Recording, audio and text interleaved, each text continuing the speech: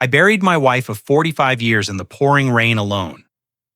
Across town, my son and daughter were clinking crystal champagne flutes, celebrating the $1 million windfall they thought was coming their way. They believed I was just a grieving, senile old man who would sign whatever piece of paper they put in front of him. They forgot that I spent 40 years hunting financial criminals for a living. They forgot that I know how to spot a lie in a ledger from a mile away. By the time they realized their mistake, it was too late to say sorry. If you are listening to this, hit the like button and subscribe, because what I am about to tell you is the story of how I had to teach my own children the hardest lesson of their lives. Let me know in the comments where you are watching from. I would love to know who is standing with me. My name is Harrison Caldwell. I am 70 years old, and up until 3 days ago, I thought my life was over. I stood in the middle of the Greenwich Cemetery, the mud seeping over the soles of my black dress shoes. The rain in Connecticut during November is not just wet, it is bone-chilling. It finds its way under your collar and settles in your marrow. But the cold outside was nothing compared to the freezing void in my chest. Catherine. My Catherine. The woman who taught me how to dance in the kitchen. The woman who put up with my long hours during tax season. She was lying in that mahogany casket about to be lowered into the dark earth. And I was standing there by myself. I looked at my watch. It was a heavy silver timepiece Catherine gave me for our 30th anniversary. It was 2:30 in the afternoon. The service was supposed to start at 2. The Reverend, a kind man named Miller, who had baptized both of my children, looked at me with pity in his eyes. He shifted his weight, his Bible getting damp despite the umbrella. "We should begin, Harrison," he said softly, trying not to sound impatient. "Just 5 more minutes, Reverend." I pleaded, my voice cracking. Traffic on I-95 is terrible this time of day. They called me this morning. They promised. I was lying to a man of God, and I think he knew it, but I had to believe it. Brandon, my son, 38 years old, a man who drove a Porsche and wore Italian suits, had sworn to me over breakfast. Dad, Steph, and I are handling the flowers. We will be there early to help you greet the guests. Don't worry about a thing. Stephanie, my daughter, 35, who lived her entire life through the lens of her smartphone camera, had hugged me and said, "We love you, Daddy. We love Mom. We will be there." So where were they? The few friends who had braved the weather were huddled under a small tent away. I could see them whispering. They were wondering why the Caldwell children, the pride and joy of Catherine's life, were missing from her final farewell. Shame burned my cheeks hotter than tears. Then my phone vibrated against my ribs. For a split second, hope surged in my chest. A flat tire, a minor accident, a road closure, anything to explain this absence. I pulled the phone from my inside pocket, shielding the screen from the relentless rain with my trembling hand. It was not a call, it was a notification. Instagram. I stared at the screen. I don't use social media much, mostly just to see what Stephanie is up to since she rarely calls. The notification said I had been tagged in a photo. My thumb hovered over the screen. A sense of dread, heavy and metallic, settled in my stomach. I tapped the notification. The image that loaded on my screen hit me harder than a physical blow. I actually took a step back, nearly slipping in the mud. There they were. It was a selfie. Stephanie was in the foreground holding a glass of golden liquid, with bubbles rising to the rim. She was smiling, not a sad, brave smile for a grieving daughter, a wide, toothy, victorious grin. Behind her, leaning over a balcony railing, was Brandon. He was holding a bottle. I squinted through the rain on my glasses. It was Dom Perignon Vintage, a bottle that cost $300. They were not in a car. They were not stuck in traffic. I tapped the photo to expand it. My old eyes might be failing, but my mind is still sharp. It is the mind of a forensic auditor. For 40 years, I looked at numbers and documents to find the truth people tried to hide. I looked at this photo and the data screamed at me. The background, it was a lake. I recognized the shoreline. That was the reservoir near the luxury estates on the north side of town Vertimie in the opposite direction of the cemetery. The lighting, the shadows were long and cutting across the balcony floor from the west. This photo was taken minutes ago. The caption. I read the words, and I felt my heart turn into a stone. Goodbye yesterday. Hello. $1,000,000 future. New beginnings. Legacy. They were toasting, while their mother was waiting to be put in the ground. While their father stood alone in the rain, they were drinking champagne. And not just any champagne, they were celebrating the money, the trust fund. Catherine had a family trust. It wasn't a secret. She had inherited it from her grandfather and grew it carefully over decades. It was valued at exactly $1,000,000. She always said it was for the family's future, for grandchildren, for emergencies. My children didn't see it as a safety net, they saw it as a lottery ticket. And now that Catherine was gone, they thought the ticket had finally been cashed. I looked at the location tag Stephanie had foolishly left on the post. The Lakeview Estate. That was the house, the ridiculous $2.5 million mansion they had been nagging us to buy for them for months. They called it the dream home. Catherine hated that house. She called it a glass cage. She told them no a dozen times, but Catherine was gone now, and they thought I was just an obstacle to be moved aside. I stood there staring at the phone until the screen went dark. The rain ran down my neck, soaking my shirt, but I didn't feel it anymore.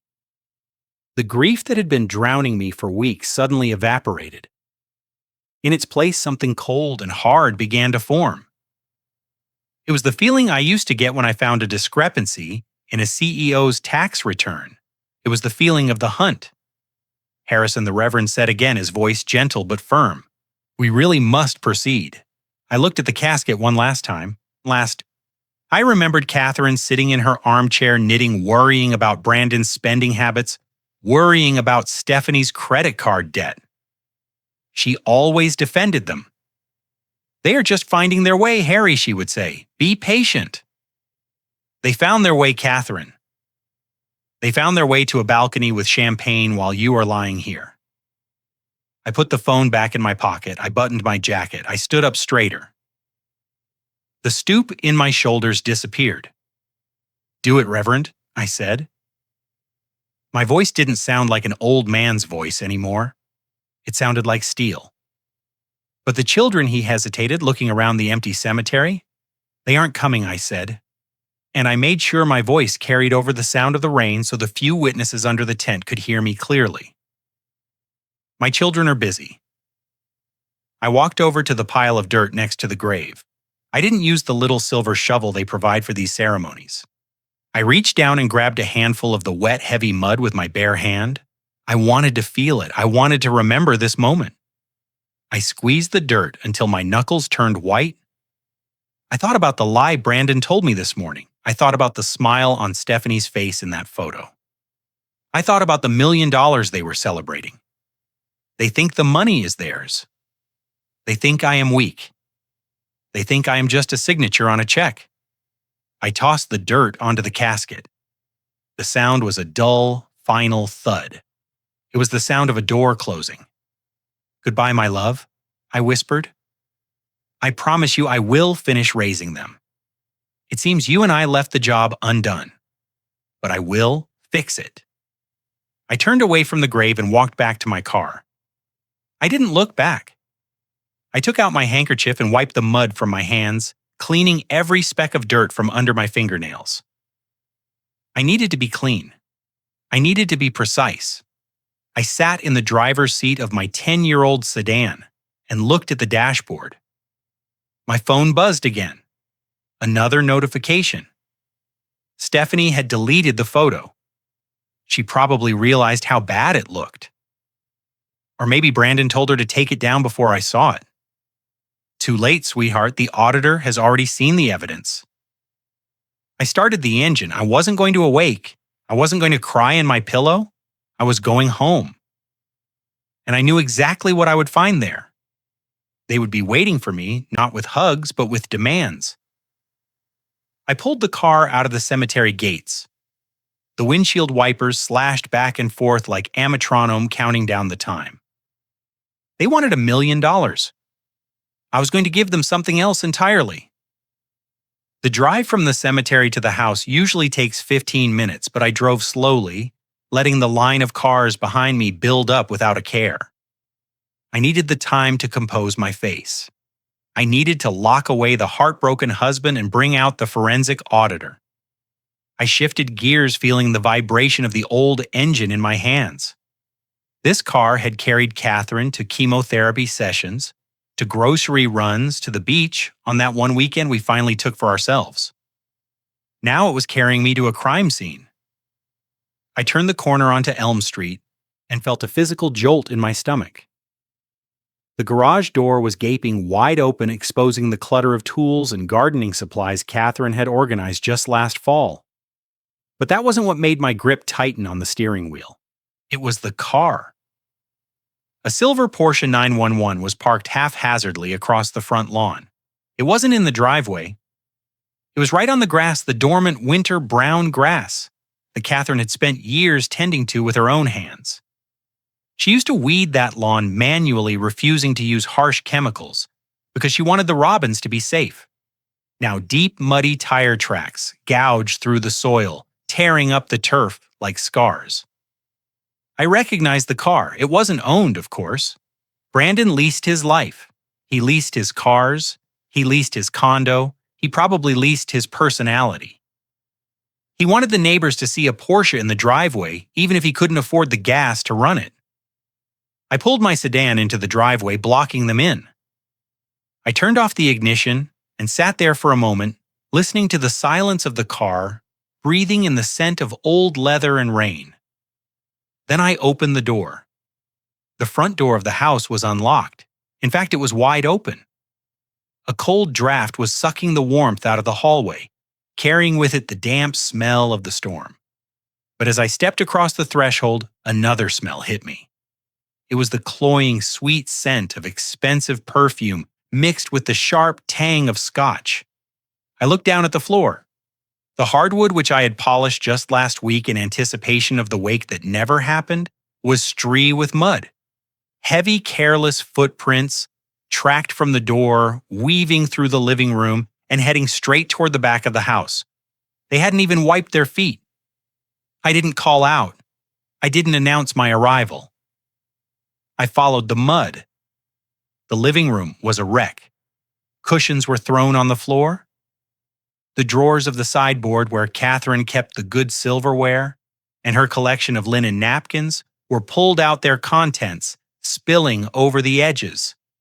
It looked like a police raid or a looting, but the noise was coming from down the hall. The sound of metal grinding against metal, a harsh, screeching noise that set my teeth on edge. I walked past the master bedroom. The door was ajar. I glanced inside and saw a flash of movement in the mirror. Stephanie was standing there.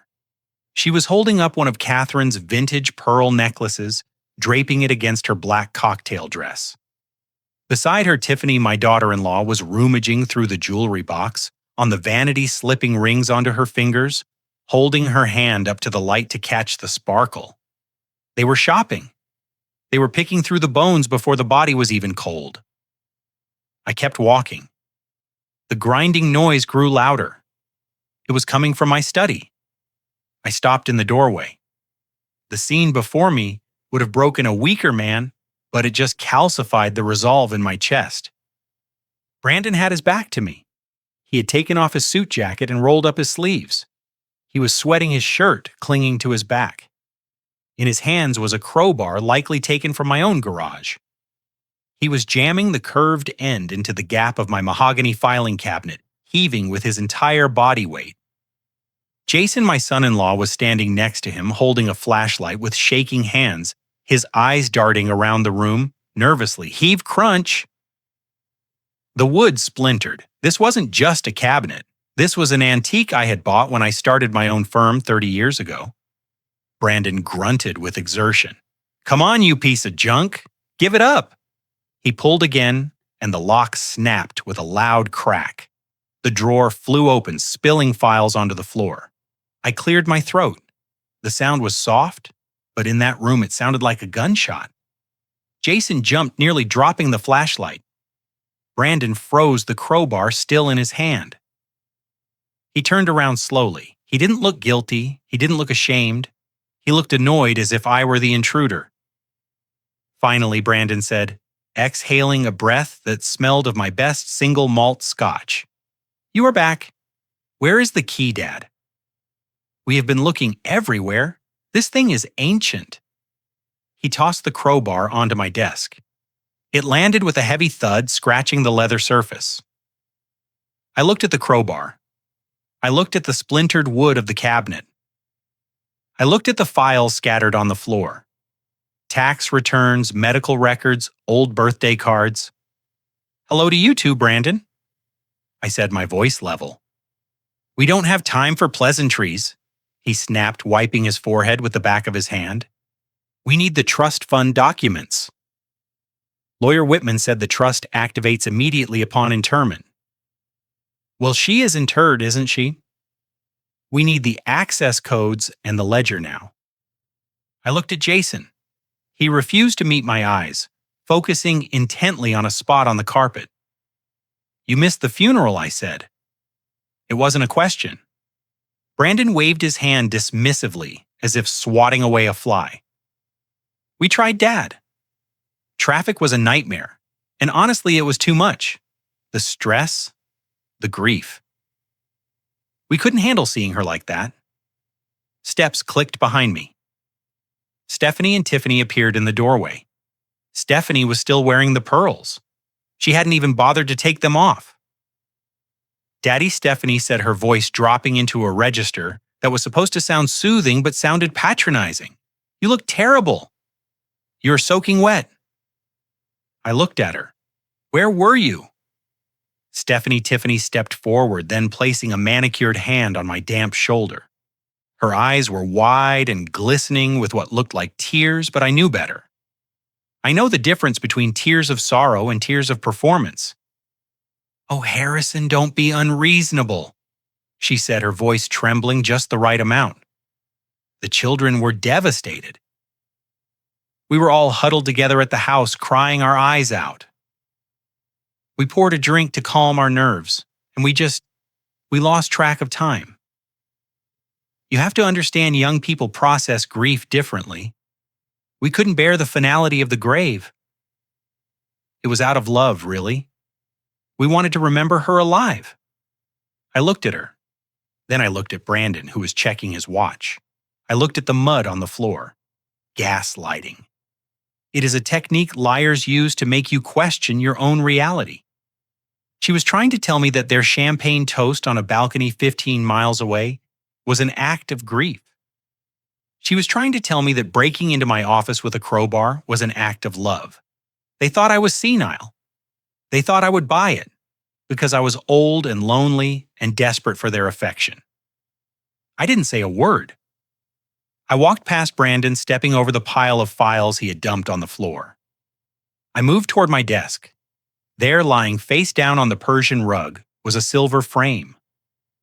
It was the photo from our wedding day. Catherine and I laughing, cutting the cake. I bent down.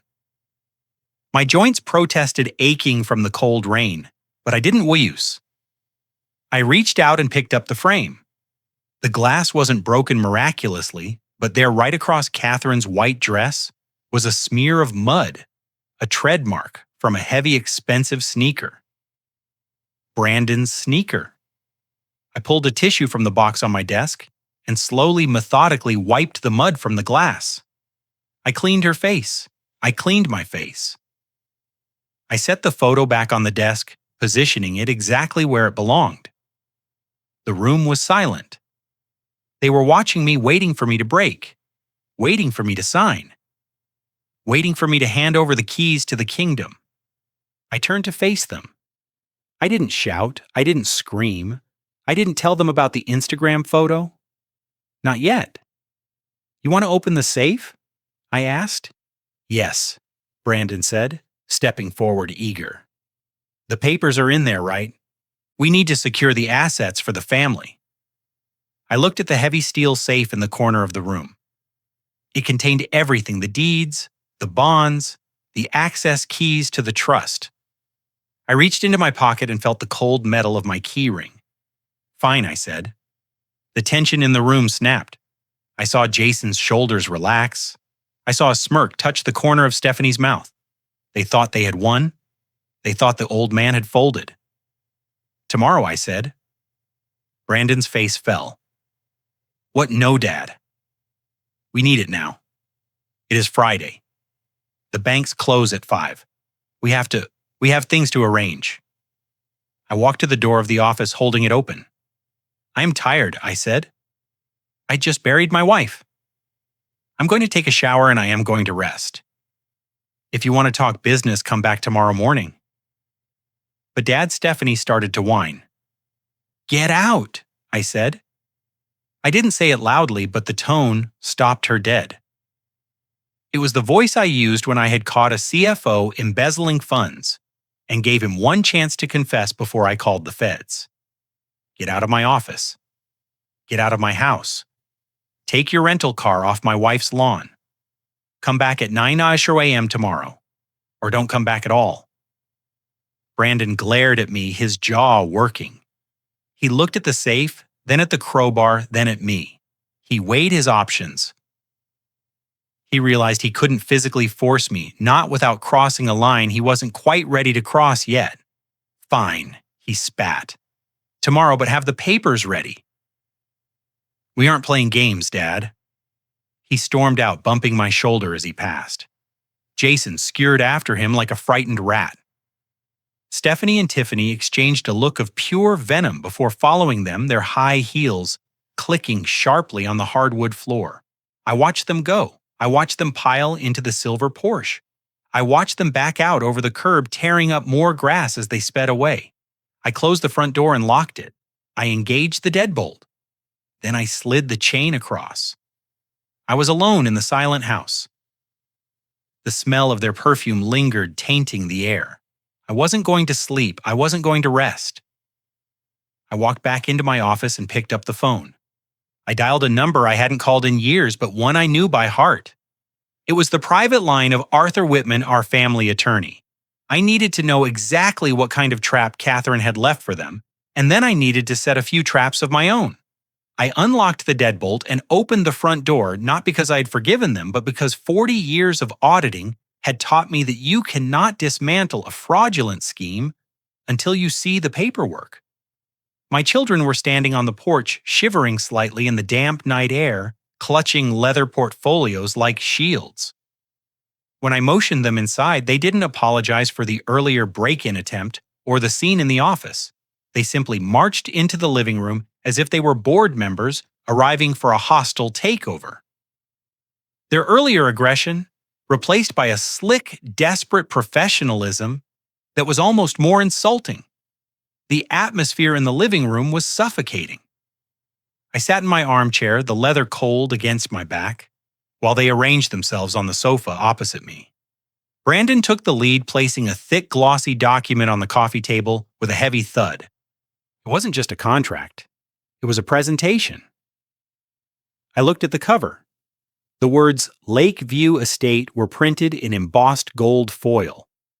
Below it was an architectural rendering of a sprawling mansion that looked more like a hotel than a home. It had turrets, a 4-car garage, and an infinity pool that spilled over toward a digital lake. It was excessive. It was gaudy. It was everything Catherine detested. We have a solution, Dad. Brandon said, his voice smooth, practicing the pitch he likely used on his high-end clients. We know things got heated earlier. We apologize. Emotions are high, but we need to be practical.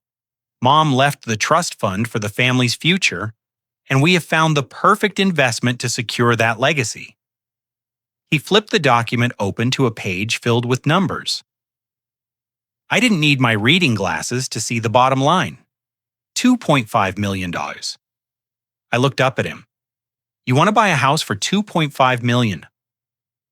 You don't have $2.5 million, Brandon. That is where the trust comes in. Stephanie interjected, leaning forward. Her mascara was smudged, giving her a manic look. "We have the financing lined up for the mortgage, Daddy. Brandon has a lender ready to go. But we need the down payment, a substantial one, to get the prime interest rate." Tiffany, my daughter-in-law, pointed a manicured finger at a line item highlighted in yellow. $1 million, exactly the amount in Catherine's trust. "We need you to sign the release," Brandon said, tapping the paper. "We need the funds transferred to the escrow account by Friday at 5 p.m. That is 48 hours from now." I looked at the timeline. It was incredibly tight for a real estate transaction of this size. Why the rush, I asked, keeping my face neutral. "Houses like this stay on the market for months." "It is a competitive market," Brandon lied. His eyes didn't blink, a sure sign of a rehearsed speech. "We have a bidding war. If we don't put the earnest money down by Friday close of business, we lose the deal." "And how much is the earnest money?" I asked. There was a pause, a beat of silence that told me everything. $100,000, Jason spoke up from the corner of the sofa. It was the first time my son-in-law had spoken since they returned. His voice was thin and ready. "We already put it down. We borrowed against some assets to secure the hold. If we don't close the funding by Friday, we forfeit the deposit." I looked at Jason, really looked at him. While Brandon and Stephanie were projecting an image of confident success. Jason was vibrating with terror. He was holding a glass of water, and the surface of the liquid was rippling because his hand was shaking so violently. Sweat beaded on his upper lip. Despite the cool temperature of the house, he wasn't looking at me. He was staring at the clock on the mantel, watching the second hand sweep around. $100,000 non-refundable deposit on a 48-hour timeline. No legitimate bank operates like that. That wasn't a standard real estate contract term. That was a shark's term. That was hard money. They had borrowed $100,000 from someone dangerous to lock in this deal, betting everything on the fact that I would hand over Catherine's $1 million to cover them. "Why this house?" I asked quietly. "Why now? Your mother hasn't been in the ground for 6 hours." Stephanie let out a sob that sounded practiced. "That is exactly why, Daddy. Mom always wanted us to be close. She hated that we lived in different parts of the city. She always talked about a family compound, a place where the grandchildren could run around and we could all be together under one roof. This house has a guest wing. It has space for everyone. It is her dream, Daddy. We are doing this for her. It is her dying wish." I felt a surge of bile rise in my throat. I remembered Catherine sitting at this very coffee table, cutting coupons from the Sunday paper. Even though we had plenty of money in the bank, I remembered her refusing to buy a new winter coat because the old one still had good buttons.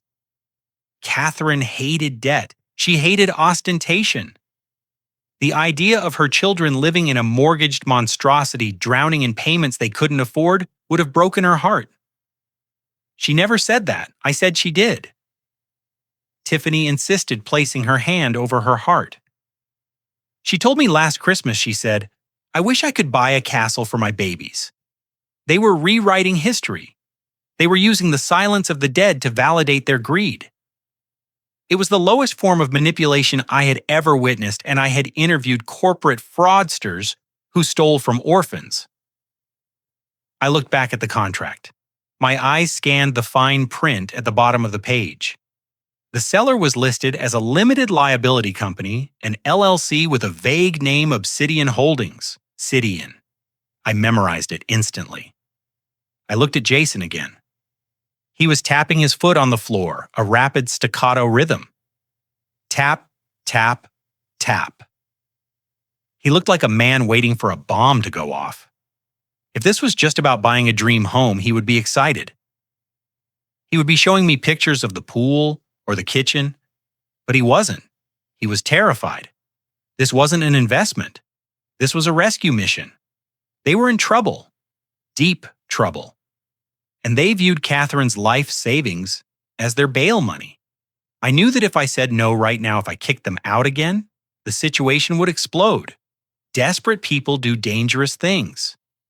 If Jason owed money to the wrong people and I shut the door on him tonight, they might come back with more than just a crowbar.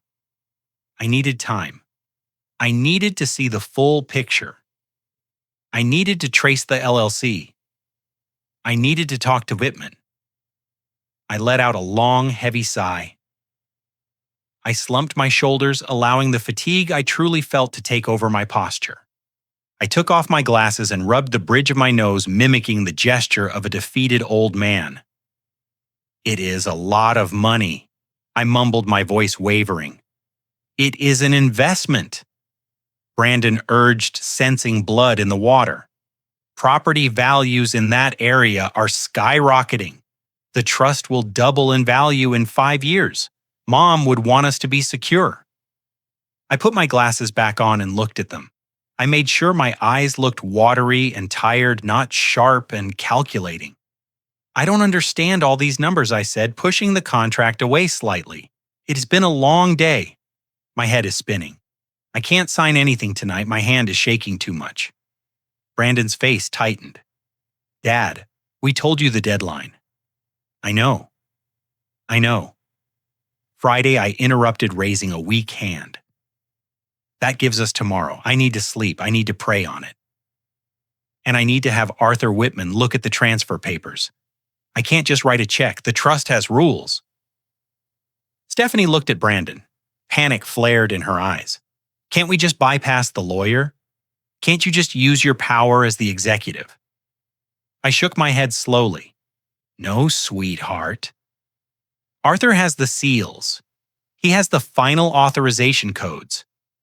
If I try to move that much money without him, the bank will freeze the account for fraud. You don't want that, do you?" Jason flinched at the word freeze. "Fine," Brandon said, exhaling sharply. "Fine, we will go to Whitman's office first thing in the morning, 9:00 a.m. Sharp? You meet us there." I nodded. "Yes? 9:00 a.m. I will be there." Brandon stood up, buttoning his jacket. He looked relieved, smug.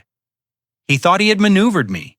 He thought the delay was just an old man's hesitation, not a tactical retreat.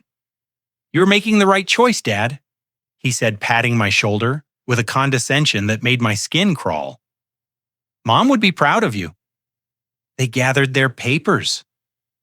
Stephanie lingered for a second, looking at the pearl necklace she was still wearing then at me, daring me to ask for it back. Ask for it. I didn't. I let her keep it. It was evidence now. "We will see you tomorrow, Harrison," Tiffany said, offering a fake tight smile. "Get some rest." "You look awful." They filed out of the house, the energy in the room shifting from confrontation to premature celebration. I heard them in the driveway. "We got him."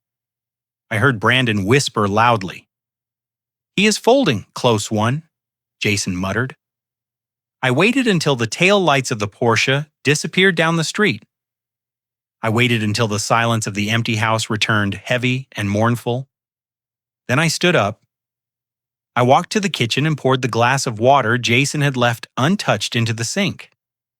I washed the glass. I dried it. They thought they had until Friday. They thought they were 48 hours away from $1 million. They were wrong. They were 12 hours away from the most thorough audit of their lives. I went back to my office, stepped over the broken wood of the cabinet, and sat down at my computer. I pulled a small encrypted USB drive from my safe, the real safe, the one hidden behind the baseboard that they hadn't found. It was time to go to work. I had an LLC to investigate, and I had a feeling that Obsidian Holdings was going to lead me straight to the truth they were trying to bury. I turned off the bedside lamp, plunging the master bedroom into a heavy, suffocating darkness. To anyone watching from the street, the Caldwell house was asleep, a morning home, finally resting after a day of sorrow. But I was not asleep. I was sitting on the edge of the mattress, my feet pressing against the cold, hardwood floor, listening. My heart was beating a slow, steady rhythm, the kind of controlled pulse I used to maintain during high-stakes audits, when I knew a suspect was lying to my face. I waited for 10 minutes, then 20. The silence of the house was broken only by the settling of the foundation and the distant hum of the refrigerator. Then I heard it. The clink of glass against glass. A soft, wet sound of liquid being poured. It was coming from the living room. They hadn't left, or at least the boys hadn't. I stood up. I didn't put on my slippers. I needed to be silent and slippers shuffle. I walked barefoot, navigating the room by memory. I knew every creaky floorboard in this hallway. Catherine used to joke that I could float through the house like a ghost when I wanted a midnight snack without waking her. Now I needed to be a ghost for a different reason. I cracked the bedroom door open just an inch. A sliver of amber light sliced across the floor. They had turned on the reading lamp by the armchair, the one Catherine used for her knitting. I moved into the hallway, sticking close to the wall where the floor joists were strongest and least likely to groan under my weight. I stopped just before the archway leading to the living room. I couldn't see them, but I could smell them. The rich pay aroma of my 18-year-old single malt scotch drifted toward me. That bottle was a retirement gift. I had been saving it for a special occasion. Apparently, my wife's funeral was the occasion they chose. Jason's voice cut through the air, high-pitched and vibrating with panic. "You saw his face, Brandon?"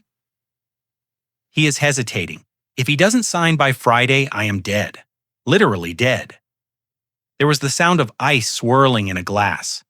Brandon let out a low, dismissive chuckle. "Relax, Jay. You're being dramatic. He isn't hesitating. He is just old. His brain is firing on half cylinders." Did you see how he looked at the contract? He was squinting like he was trying to read hieroglyphics. He is confused. He is tired. He will sign because it is the path of least resistance. I am not being dramatic. Jason hissed, his voice dropping to a terrified whisper that carried more weight than a scream. "These aren't bank collectors, Brandon. These are the guys who operate out of the back of the pool hall on 4th Street. I owe them 80 grand plus interest.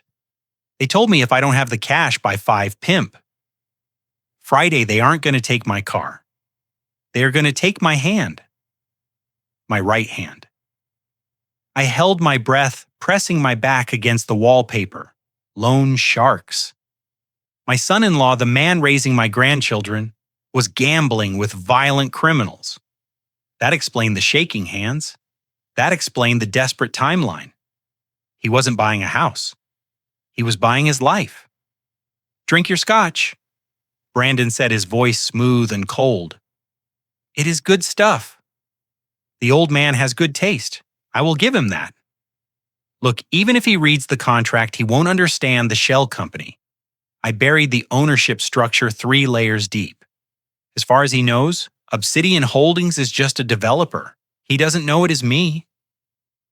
My blood ran cold. Brandon wasn't just helping Jason. He was the seller. He was selling a property he likely owned or controlled to the family trust at an inflated price. They were conspiring to wash the money right under my nose. But what if he talks to Whitman? Jason asked, the glass clinking against his teeth as he took a nervous sip. "Whitman isn't senile. Whitman is a paper pusher," Brandon scoffed. "And as for Dad, don't worry about his mental state. I made sure he wouldn't be asking too many sharp questions this week." "What do you mean?" Jason asked.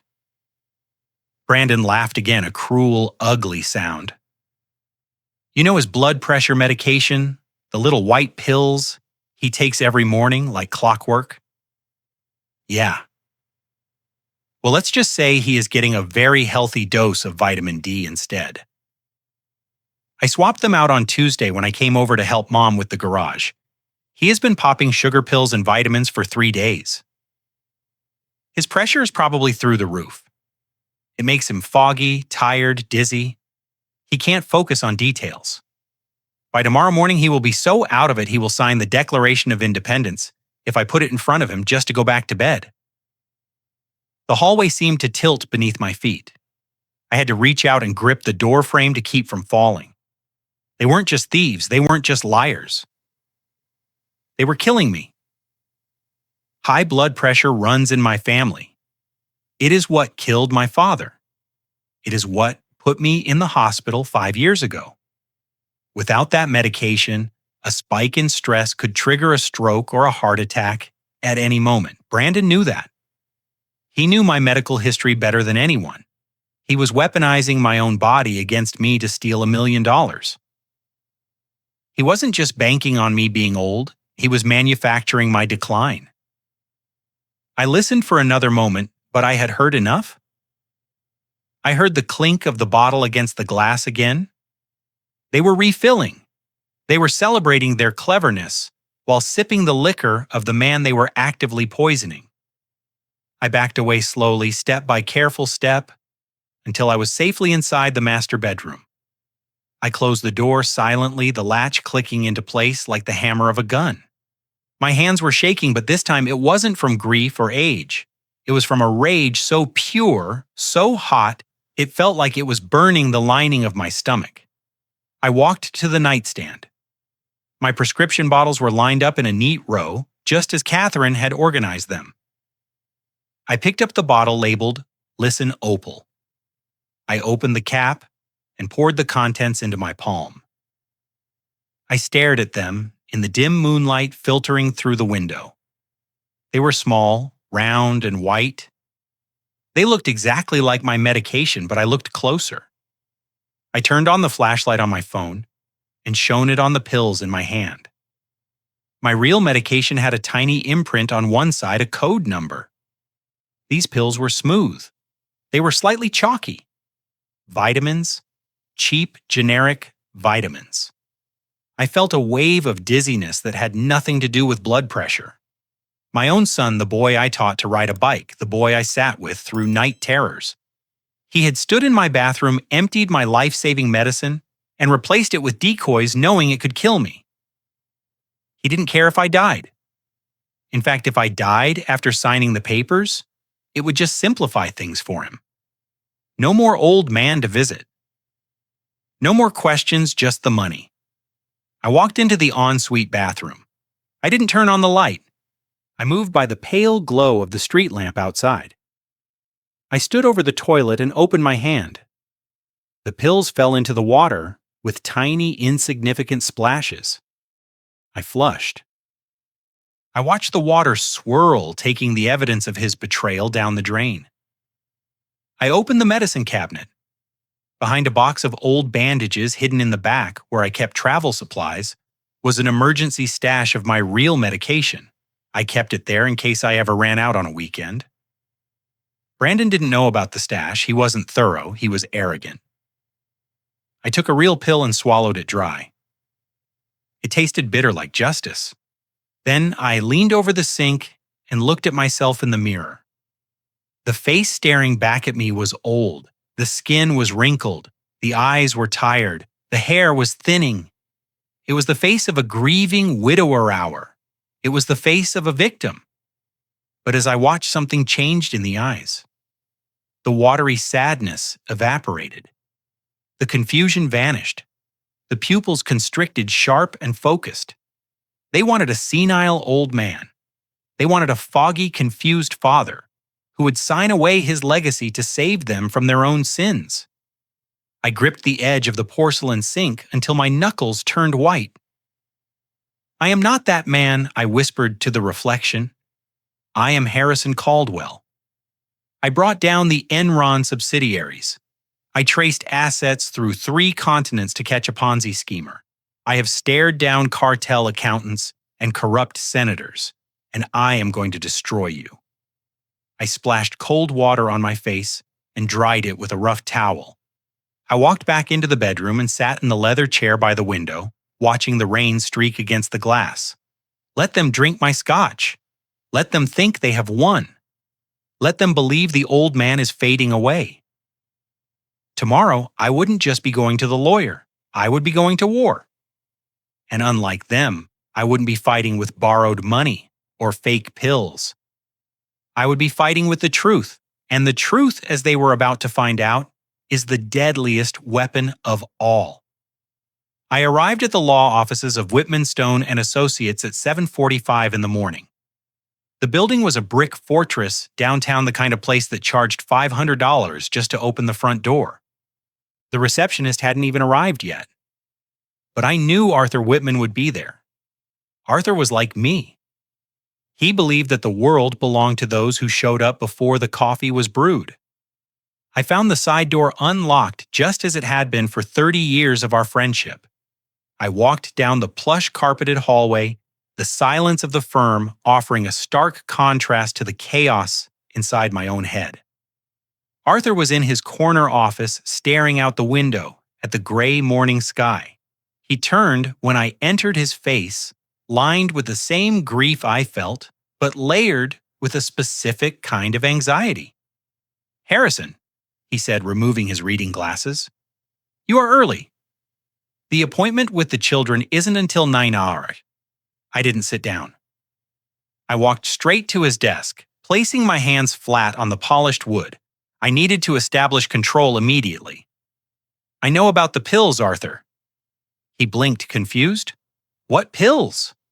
"My son swapped my blood pressure medication for vitamins." I said, my voice low and steady.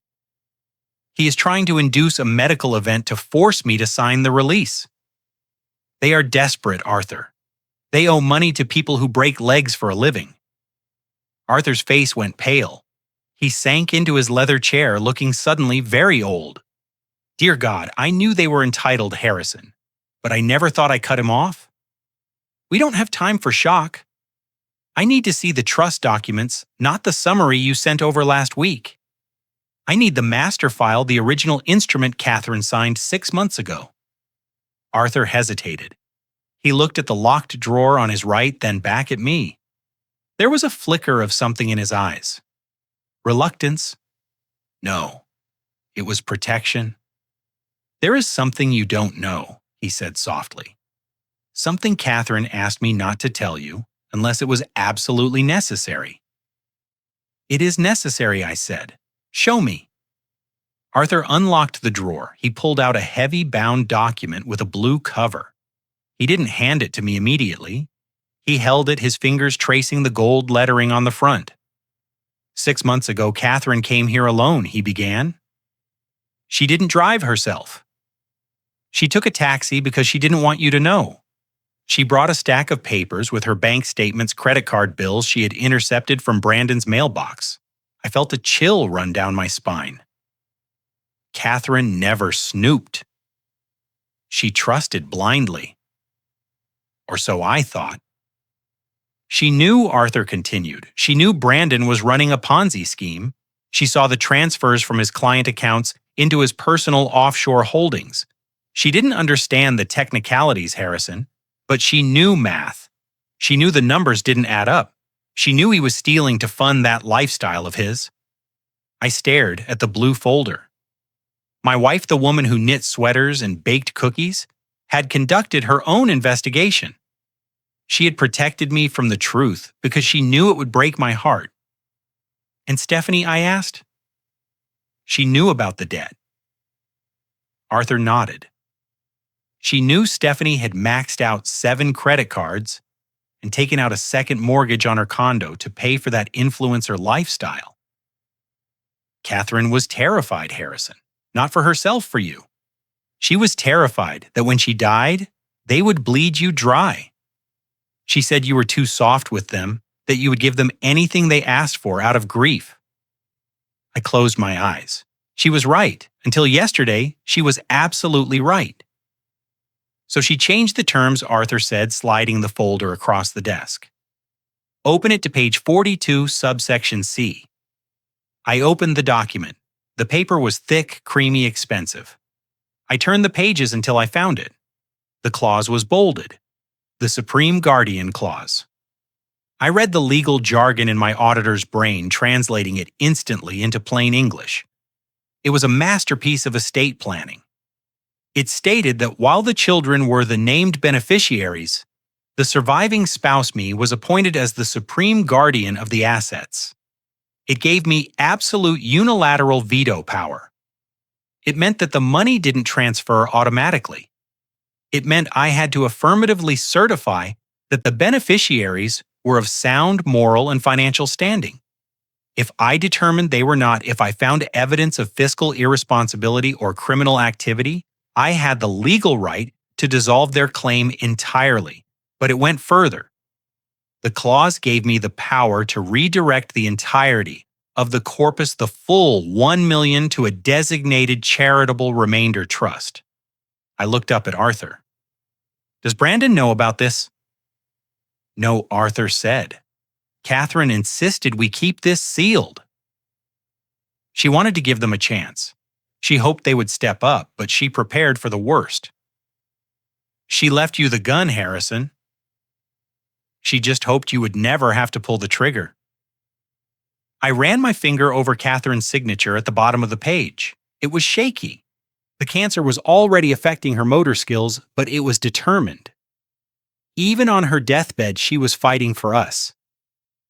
She was protecting our legacy from the very children she birthed. I looked at the clock on the wall. 8:15. They would be here in 45 minutes. I need you to do something for me, Arthur, I said, closing the folder. Anything. I need you to draft 2 sets of documents for the meeting. 2? He asked, raising an eyebrow. Yes. The first set will be the standard release forms, the ones Brandon thinks he is signing, the ones that transfer the $1 million directly to the escrow account for that ridiculous house. Make them look official. Use the gold seals. Make them look like victory. And the second set, Arthur asked slowly. The second set invokes the Supreme Guardian Clause. I said it declares Brandon and Stephanie unfit beneficiaries due to financial malfeasance and criminal intent. It triggers the immediate transfer of all funds to the Catherine Caldwell Legal Aid Fund for elderly abuse victims. Arthur stared at me, his mouth opened slightly. Harrison, if you do that, if you spring that on them, they will be blindsided. I finished. Yes, that is the point. But the fallout, Arthur warned. They will sue. They will scream.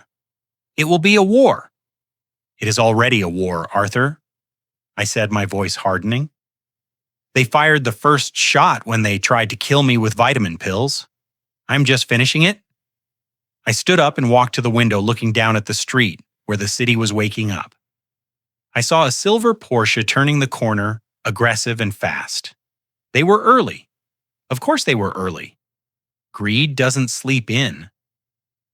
Prepare the room, Arthur, I said, turning back to him. Put the fake papers on the table. Let them think they have won. I want to see their faces. I want to see the moment they think they are rich. Arthur nodded, reaching for his intercom to call his paralegal. He looked at me with a mixture of fear and admiration. You are going to destroy them, Harrison, he whispered. I shook my head. No, Arthur. I am going to save them. They are drowning in a sea of their own making, and they think money is a life raft. It isn't. It's an anchor. I am going to cut the rope. It might hurt, but it is the only way they will learn to swim. I sat down in the client chair facing the door. I crossed my legs. I composed my face into the mask of the tired, grieving, confused old man they expected to see. Let them come, I thought. The Supreme Guardian is ready. I pulled into the driveway and waited for the garage door to close behind me before I let out the breath I'd been holding since leaving Whitman's office. The house was quiet, disturbingly so. The silver Porsche was gone, which meant they were out probably at the high-end mall in Stamford, maxing out credit cards they assumed I would pay off by the weekend. They were celebrating a victory they hadn't yet won. I walked into the kitchen. The smell of stale coffee and expensive cologne hung in the air. On the granite island sitting right next to a half-eaten bagel was a laptop. It was Jason's. I recognized the stickers on the lid, logos of cryptocurrency exchanges and trading platforms, the badges of a man who thought he was smarter than the market. He had been so eager to leave, so desperate to get to the champagne, that he had made the cardinal sin of any criminal enterprise. He left the ledger behind. I didn't try to guess his password. I didn't need to. I went to my study and opened the false bottom of my desk drawer.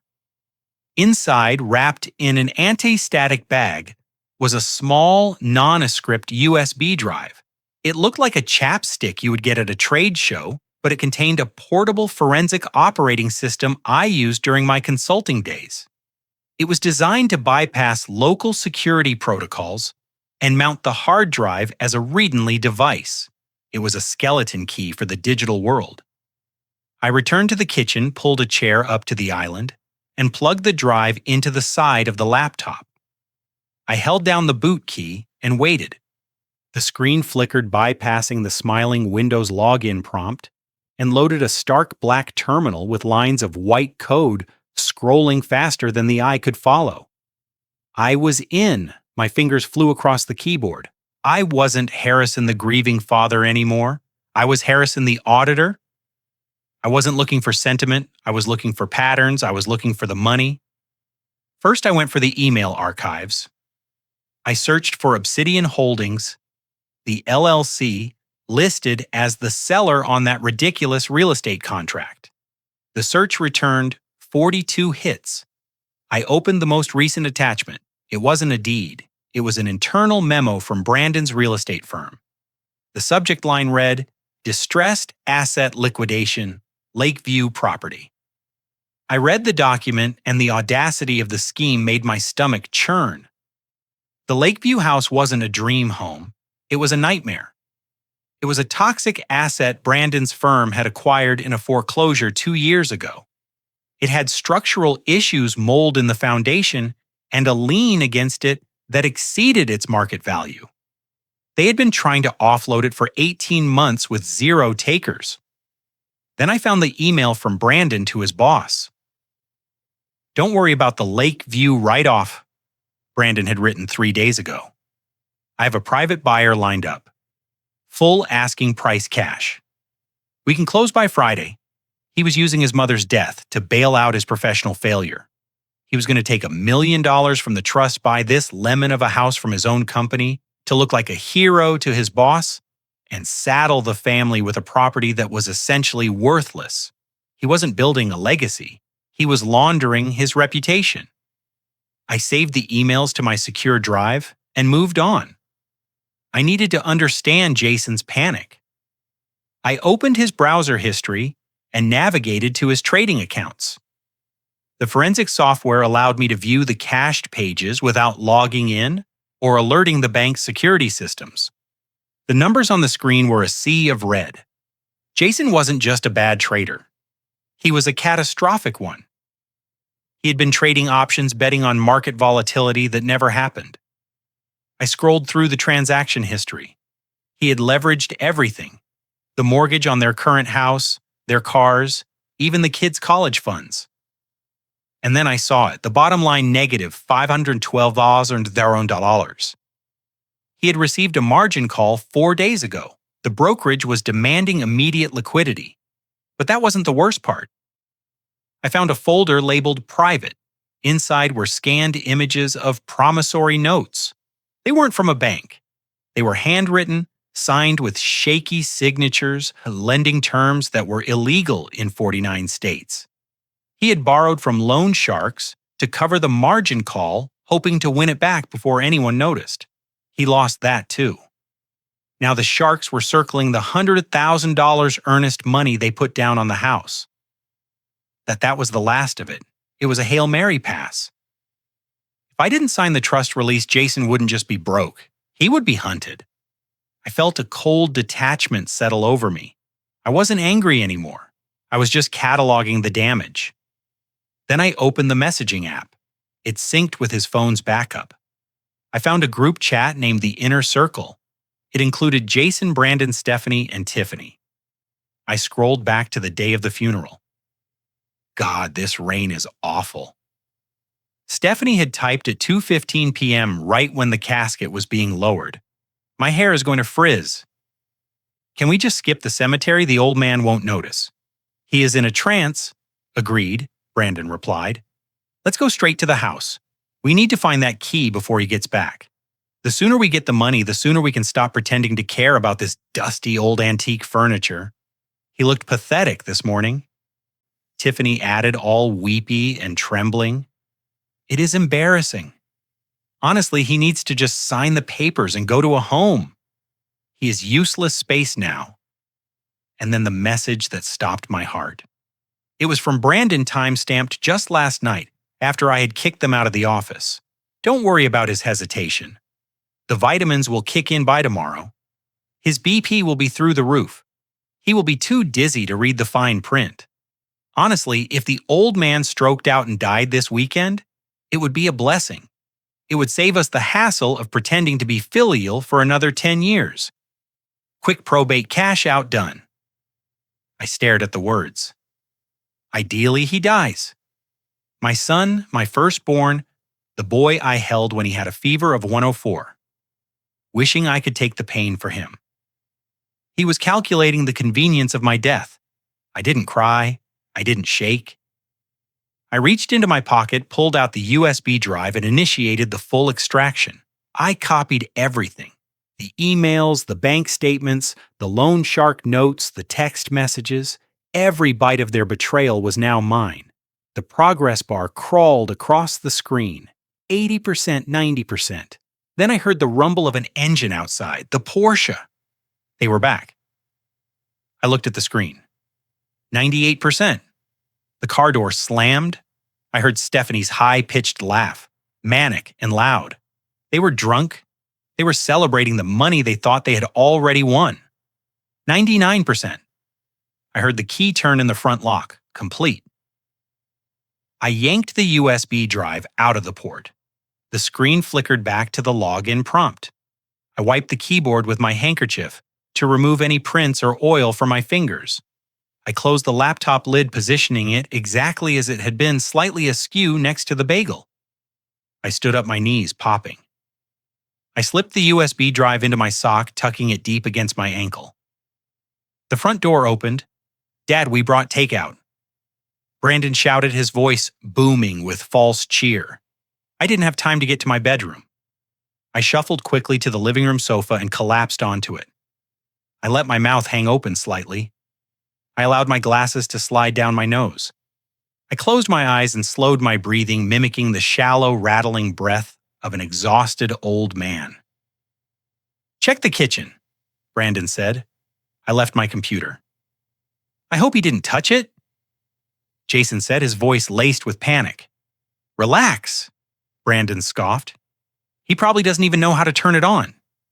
He still uses a flip phone, for Christ's sake." Footsteps approached the living room. I felt a shadow fall over me. I twitched slightly, adding a small snore for effect. "Look at him," Stephanie whispered. "He is out cold. God, he looks ancient." Good, Brandon said, his voice coming from the kitchen doorway. "A tired mind is a compliant mind. Let him sleep. We need him fresh for the signing ceremony tonight. I want that signature before the ink dries on the check." They walked past me, heading for the dining room, the smell of greasy food trailing behind them. I kept my eyes closed, listening to the clatter of containers and the pop of another cork. Sleep well, children, I thought. Enjoy your meal, because tomorrow you are going to choke on it. I woke to the sound of laughter and the heavy, crinkling noise of stiff paper bags hitting the floor. It was a jarring sound in a house that should have been silent with mourning. I kept my eyes closed for a moment longer, regulating my breathing, reminding myself of the role I had to play. I was no longer the sharp auditor who had just cracked their digital lives open like an oyster. I was Harrison, the frail Harrison, the confused Harrison, the obstacle that was finally crumbling. I opened my eyes slowly, blinking against the harsh overhead lights they had turned on. Brandon and Stephanie were standing in the center of the living room, surrounded by an obscene amount of luxury. There were orange Hermes boxes stacked on the coffee table right on top of a coaster. There were black Chanel bags and distinctive green Rolex shopping totes. They looked like they had looted a high-end mall. They were still wearing their funeral clothes, but they had accessorized their grief with greed. Stephanie was already draping a new cashmere shawl over her shoulders, admiring the way it fell.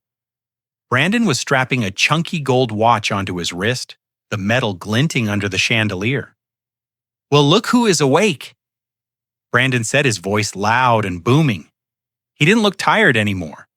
The adrenaline of spending money he didn't have was coursing through his veins. "How was your nap, Dad?" "You were out cold." I sat up slowly, letting out a groan that wasn't entirely fake. My back actually did hurt from the sofa, but I amplified the stiffness. I rubbed my eyes with the heel of my hand, making sure my movements were uncoordinated and sluggish. I must have drifted off," I stammered, letting my voice crack. "What time is it?" "It is late, Dad," Tiffany said, stepping out from the kitchen with a glass of wine in her hand. "But we didn't want to wake you. You looked so peaceful. And honestly, you needed the rest. You have been so confused lately." I looked at the shopping bags. "You went shopping?" I asked, squinting as if I couldn't quite bring them into focus. "Retail therapy," Stephanie said breezily, kicking a Gucci bag behind the sofa as if I wouldn't see it. "We needed to cheer ourselves up. It's been such a hard week." I looked at Jason. He wasn't shopping. He was standing near the window, chewing on his thumbnail. He looked pale. He knew that if I didn't sign those Rolexes and handbags would be the least of their problems. He caught my eye and quickly looked away, terrified that I might ask him where he got the money. I didn't. I let the silence stretch, making them uncomfortable. I reached for the glass of water on the side table. I made my hand tremble. Not a lot, just enough to make the water slush dangerously close to the rim. I brought it to my lips with two hands sipping noisily. I read the papers, I said softly, or as I said, the room went dead silent. Brandon stopped admiring his watch. Stephanie froze with the shawl halfway around her neck. They all turned to look at me, predator, sensing weakness. And Brandon asked, his voice tight. I set the glass down, deliberately missing the coaster so it clinked against the wood. It is a very complicated contract," I said, my words slightly slurred. Lots of big words. "Obsidian Holdings easements liens. My head hurts just thinking about it." Brandon took a step forward, his face hardening. "Dad, we went over this. It is standard boilerplate. You don't need to understand every clause. You just need to trust us. We are doing this for the family, for Mom." I looked down at my hands, which were resting on my knees. I let them shake a little more violently this time. "I know," I said, sounding defeated. "I know. I miss her so much, and I don't want to fight anymore. I am too old for this. I just want everyone to be happy." Stephanie let out a breath she had been holding. "Does that mean you will do it, Daddy?" I looked up at them, widening my eyes to look earnest and pathetic. "Yes," I said. "I will sign."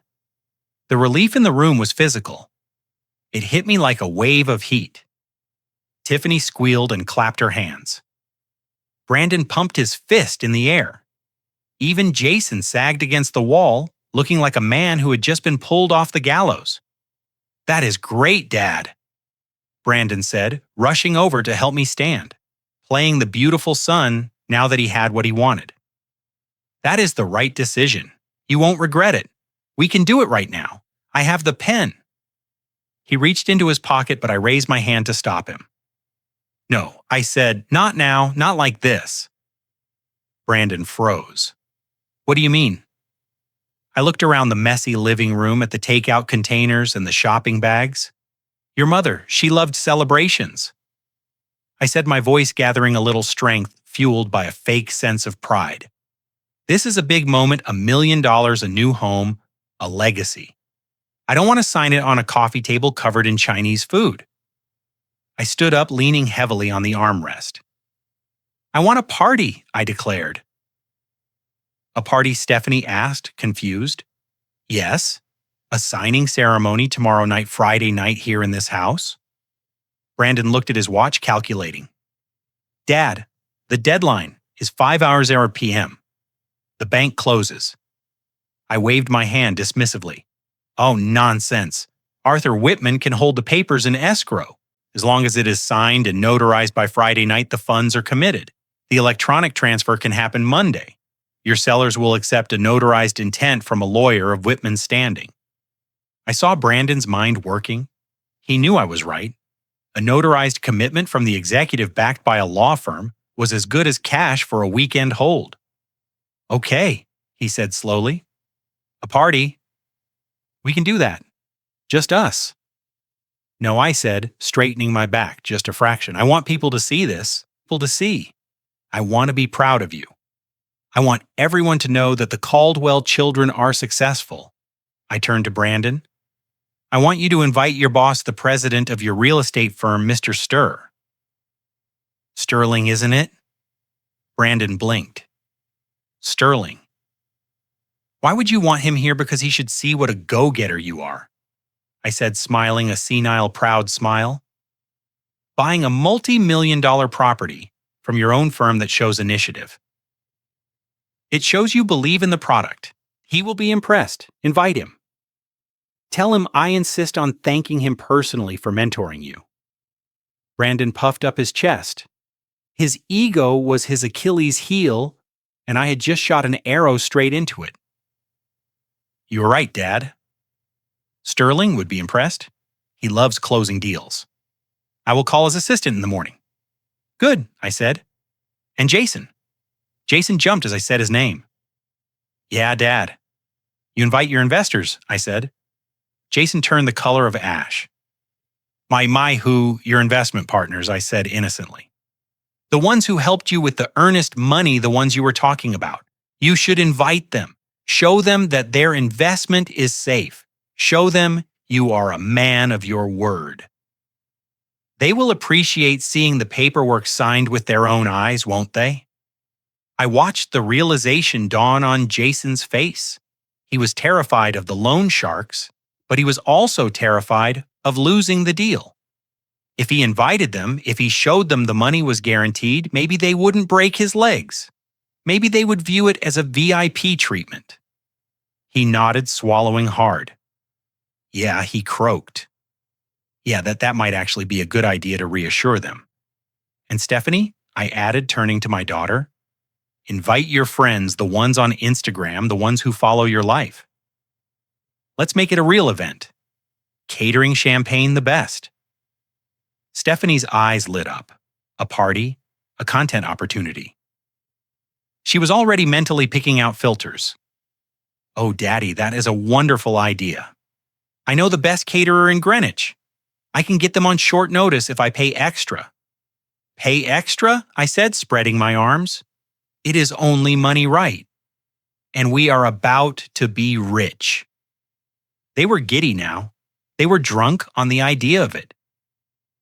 They didn't see the trap. They didn't see that I was asking them to gather the judge, the jury, and the executioners all in one room. They just saw an old man's vanity.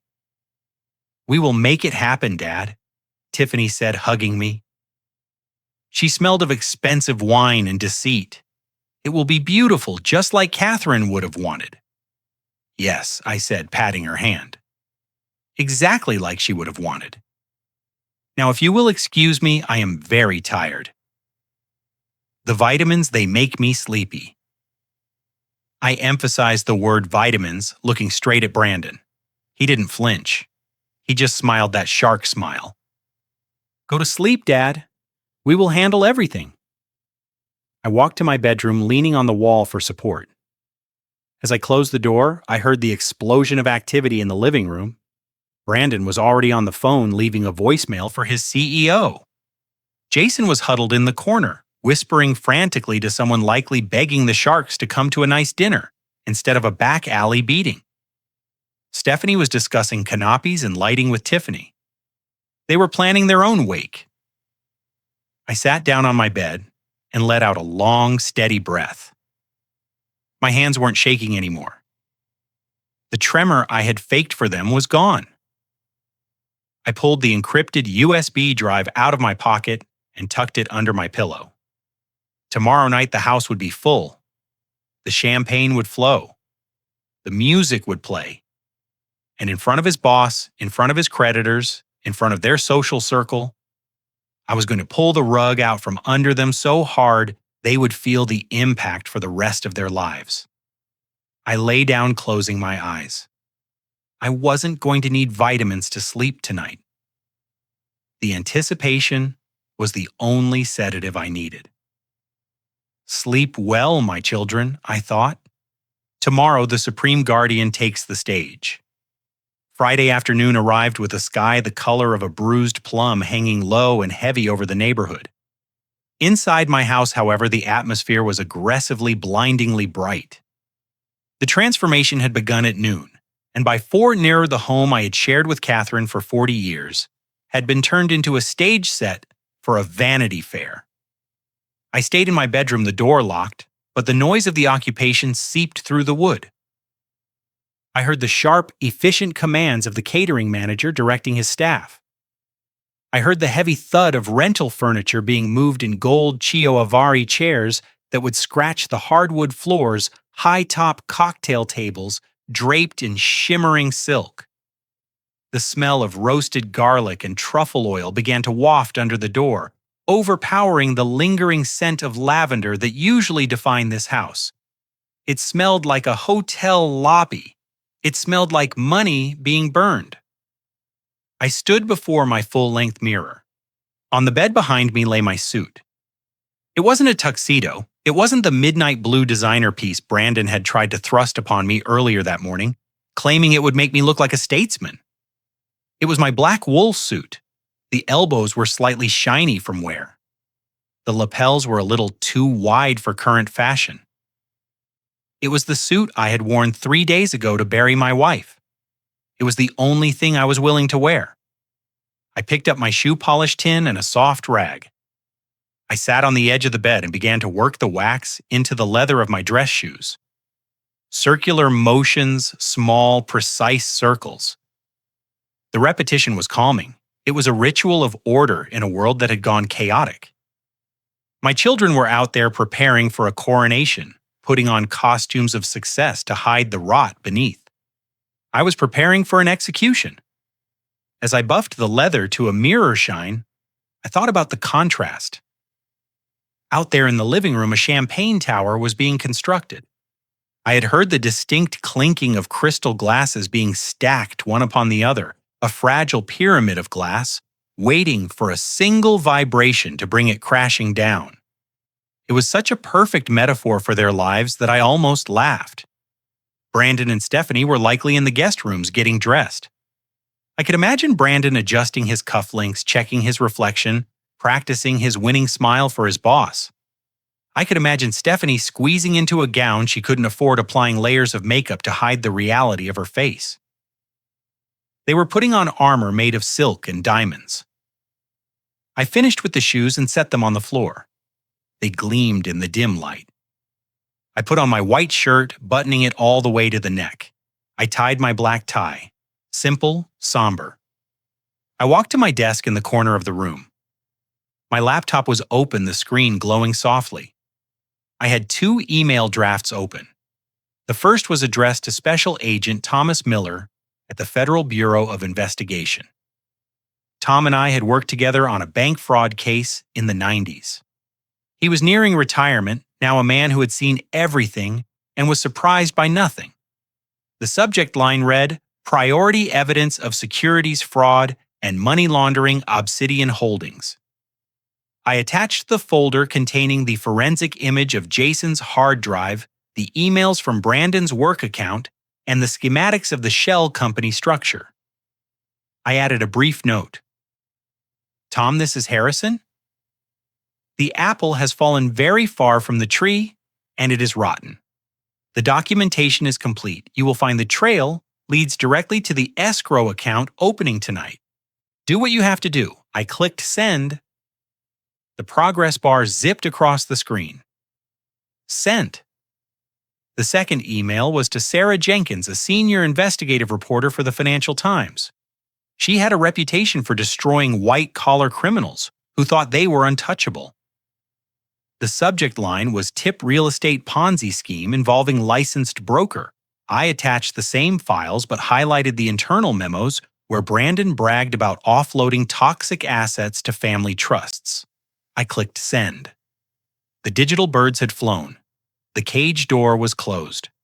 There was no taking it back now. I felt a strange lightness in my chest, a release of pressure. It wasn't malice. It was the satisfaction of balancing a ledger that had been in the red for far too long. A sharp, impatient knock on my bedroom door shattered the silence. "Dad, are you dressed yet?" It was Stephanie. Her voice was muffled by the wood, but the shrill edge of anxiety was clear. "I am getting ready," I replied, my voice calm. "Open the door, Dad," she insisted, rattling the knob. I walked over and unlocked it. Stephanie stood in the hallway, and for a moment I didn't recognize her. She was wearing a floor-length gown covered in silver sequins that caught the light like disco balls. Her hair was piled high on her head, stiff with hairspray. She looked like she was going to the Oscars, not a contract signing in a suburban living room. Behind her, the hallway was bustling with servers carrying trays of hors d'oeuvres. She looked me up and down, and her face crumpled with disappointment. "Oh, Daddy, no. You are wearing that." She gestured at my black suit with a hand weighed down by a diamond bracelet that I knew was rented. "That is the suit you wore to the funeral," she hissed, lowering her voice so the caterers wouldn't hear. "It is depressing. It is old. You look like an undertaker." I smoothed the lapel of my jacket. "I thought it was respectful," I said mildly. "Respectful?" She rolled her eyes. "It is a celebration, Dad. We are buying a mansion. We are starting a new chapter. You need to look the part. Brandon bought you that navy tuxedo. Where is it? Put it on? Please do not embarrass us tonight. Mr. Sterling is going to be here in an hour."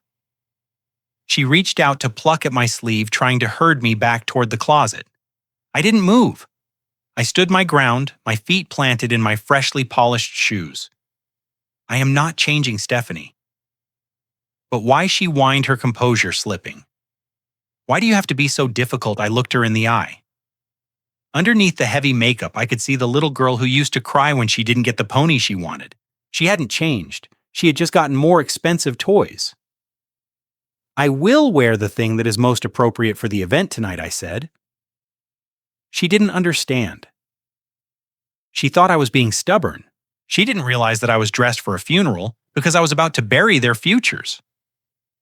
"Fine," she snapped, turning away in a huff of sequins and perfume. "Just stay in here until we call you.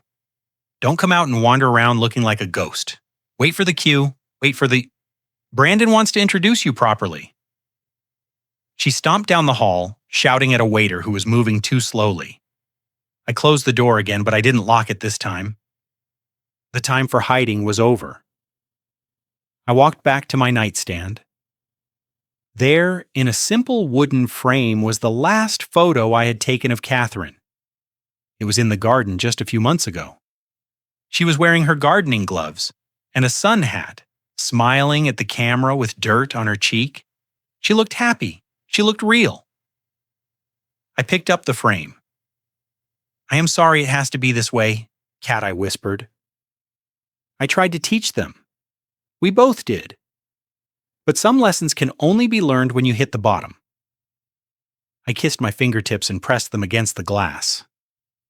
Then I reached into my pocket and pulled out the USB drive. It was small, silver, innocuous. It contained the ruin of my family. I opened my jacket. On the left side, right over my heart, was the interior breast pocket. I slipped the drive inside. It sat there, a cold, hard weight against my ribs. I checked my watch. 6:30, the guests would be arriving soon. Mr. Sterling, the investors, the sharks in expensive suits. They were all coming to see a show. I adjusted my tie one last time. I looked at the old man in the mirror. He didn't look frail anymore. He looked ready. I sat down in the chair by the window and waited for the music to start. The clock on the hallway wall chimed 8 times, but the sound was drowned out by the swell of a live jazz quartet playing in my living room. I opened my bedroom door and stepped out into the corridor. The transformation of my home was complete. It didn't look like the place where I had raised a family anymore. It looked like a showroom for a life I never wanted. I walked toward the living room. The air was thick with the scent of expensive perfume and the heavy, savory aroma of lobster canopies being passed around on silver trays. The crowd was dense. There were at least 50 people packed into the space. I recognized some of them. There was Mr. Sterling Brandon's CEO, a man with a tan that looked painted on and teeth that were too white. He was holding court near the fireplace, laughing loudly at something Brandon was saying. Then there were the others. The men standing near the patio doors, they wore suits that cost more than my car, but the fabric couldn't hide the bulk of muscle underneath. They didn't hold their champagne glasses by the stem. They gripped them by the bowl like weapons. These were Jason's investors, the loan sharks. They weren't here to celebrate. They were here to collect. I navigated through the sea of silk and wool. I felt like a ghost haunting my own house. People glanced at me and looked away immediately, their eyes sliding over my black funeral suit as if it were a stain on the decor. No one offered me a drink.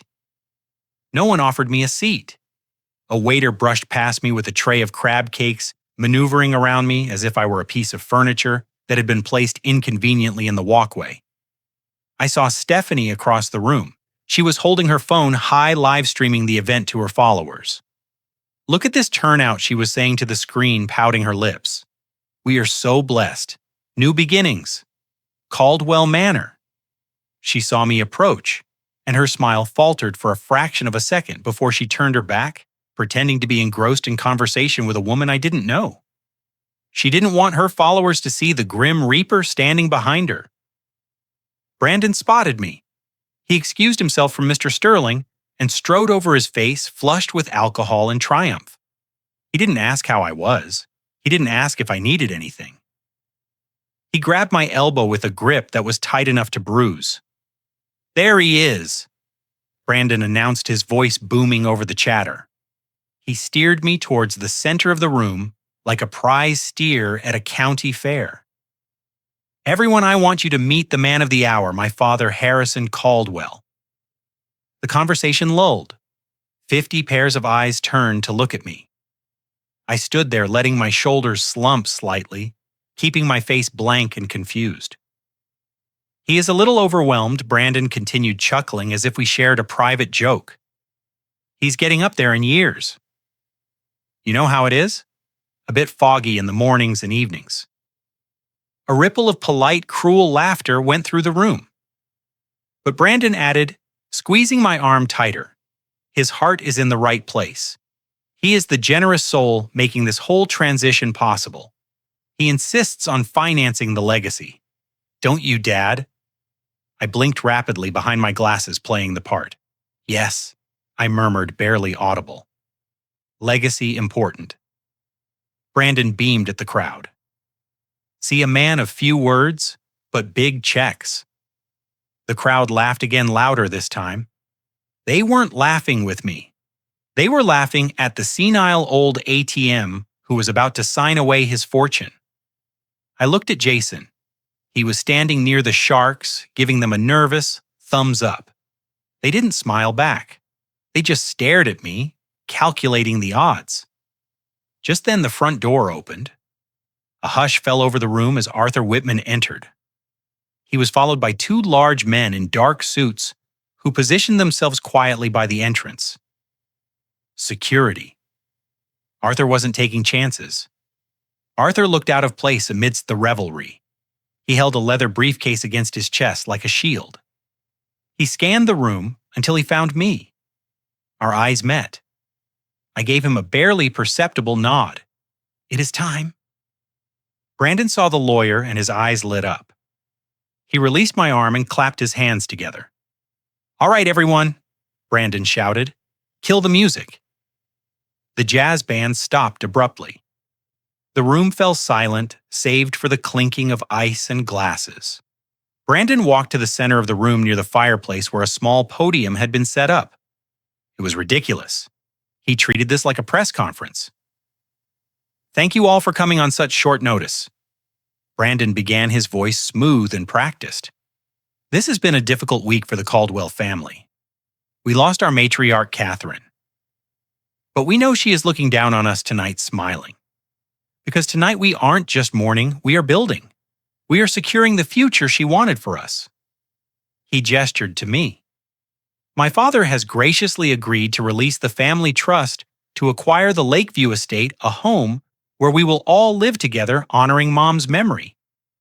It is a historic moment for us." He turned to Arthur. "Mr. Whitman, if you have the papers." Arthur walked forward. He didn't look at Brandon. He placed the briefcase on the high-top table. Next to the podium, he clicked the latches open. The sound was loud in the quiet room. He pulled out a thick stack of documents bound in blue legal covers. He laid them out. Brandon beamed. He looked at me. "Come on up, Dad. Let's make it official." The crowd applauded politely. Stephanie aimed her phone at me. Jason wiped sweat from his forehead. I took a step forward, then another. I walked slowly, letting the suspense build. I could feel the USB drive burning against my chest. I reached the podium. Brandon tried to hand me a gold-plated pen he must have bought for the occasion. "Here you go, Dad. Just sign where the sticky notes are." I already read it for you. I looked at the pen. I looked at Brandon. I looked at the crowd of strangers drinking my wine and eating my food while my wife lay in fresh dirt. I didn't take the pen. I reached past him and took the microphone from the stand. Brandon's smile faltered. "Dad, you don't need to make a speech. I ignored him. I gripped the microphone. My hand was steady. Rock steady. The tremor was gone. I straightened my spine, standing to my full height of 6'FT". The stoop of age vanished. I lifted my chin and looked out at the room. My eyes locked onto Mr. Sterling, then the loan sharks, then my children. The confused, foggy look in my eyes evaporated, replaced by the cold, hard stare of a man who used to make CEOs sweat in depositions. Before I sign, I said, my voice booming through the speakers, clear and authoritative. "I have a small gift I want to share with you all, a presentation, if you will." Brandon looked confused. "A presentation, Dad? We didn't plan." I reached into my jacket pocket. I pulled out the remote control for the oversized television mounted above the fireplace, the one they had been using to display a slideshow of the new house. I pointed the remote at the screen. "I think you will find this very illuminating," I said. I pressed the button. The picture of the mansion disappeared. The screen went black for a second, and then the first slide appeared. The giant screen above the fireplace flickered once, casting a harsh blue light over the darkened room. The jazz quartet had packed up their instruments, and the silence that filled the space was heavy with anticipation. 50 people held their breath, their eyes darting between me, standing at the podium, and the massive television. Brandon smiled nervously, adjusting his tie, clearly expecting a photo montage of family memories, or perhaps an architectural flyover of the new estate. He was wrong. The first slide appeared with digital clarity. It was the Instagram photo, the one Stephanie had deleted, but not before I had saved it forever. There they were, blown up to 60 in of high-defined betrayal. Stephanie holding her champagne glass, her mouth open in a laugh that looked grotesque, frozen in time. Brandon leaning over the balcony, the bottle of Dom Perrin cradled in his arm like a newborn baby. But I had added something to the image. In bright red text, overlaid across the bottom were the metadata details I had extracted. Date November 14th. Time 2. 15 p.m. Location Lakeview, estate balcony. A collective gasp ripped through the room. It started near the front and rolled backward, like a wave. everyone knew what that time meant. Everyone knew where I was at 2:15 on November 14th. I leaned into the microphone, my voice calm, almost conversational. While I was throwing the first handful of dirt onto my wife's casket in the freezing rain, my children were 15 miles away toasting to their new fortune. I looked at Stephanie. All the color had drained from her face. Her hands flew to her mouth, but she couldn't stop the small, strangled noise that escaped her throat. She looked around the room, seeing the shock and disgust registering on the faces of her followers, her friends, the people she tried so hard to impress. The facade of the grieving, devoted daughter shattered instantly, leaving behind only the ugly reality of her greed. This is what they call mourning in the Caldwell household. I continued, my eyes hard. Champagne and real estate shopping, while the body is still warm. Brandon stepped forward, his hands raised in a placating gesture, sweat instantly beading on his forehead. Dad, wait. You don't understand.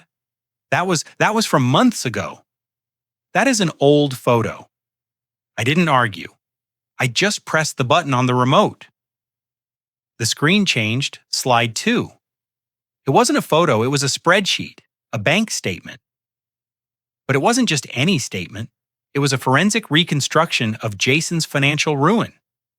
The numbers were stark black against a white background, with the negative balances highlighted in crimson. Trading account balance negative $500. Below that, I had scanned and enlarged the handwritten promissory notes Jason had signed.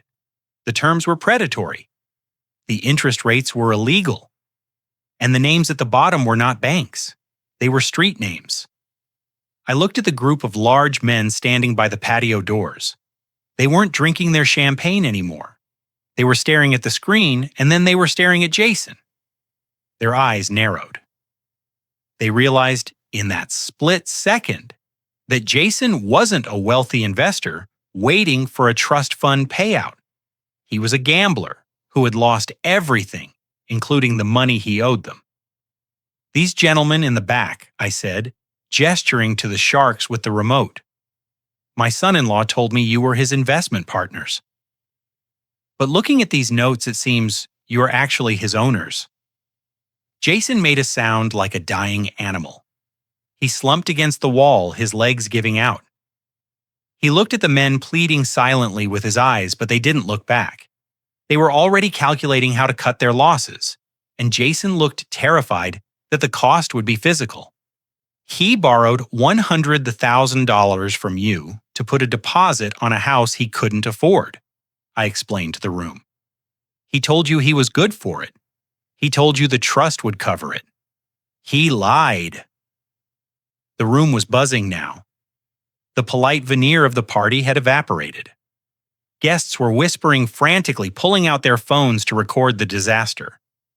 Mr. Sterling, Brandon's boss, looked confused, his tan face frowning as he tried to make sense of the chaos. I pressed the button again. Slide 3. This was the kill shot. It was the email chain from Brandon's work account. I had highlighted the most damning sections in yellow, from Brandon Caldwell to Regional Director, Subject Distressed Asset Liquidation, Lakeview. I have found a buyer for the toxic asset at Lakeview. It is a family trust. The executive is elderly and compliant. We can offload the property at full asking price plus a 20% premium and wipe the foreclosure debt off our books. The inspection reports regarding the foundation cracks and black mold have been buried in the appendix. He won't read them. I let the words hang there on the screen. The silence in the room was absolute. It was the silence of a bomb having detonated right before the shockwave hits. Mr. Sterling stepped closer to the screen, squinting. He read the words. He read his own employee bragging about defrauding a client who happened to be his own father. I turned to Brandon. He was shaking his head, his mouth opening and closing like a fish out of water. Dad, no, that is taken out of context. That is a joke. It is industry talk. I spoke into the microphone and my voice thundered. It wasn't an old man's voice. It was the voice of the man who had audited Fortune 500 companies and sent CEOs to federal prison. You think I am a senile old man, Brandon.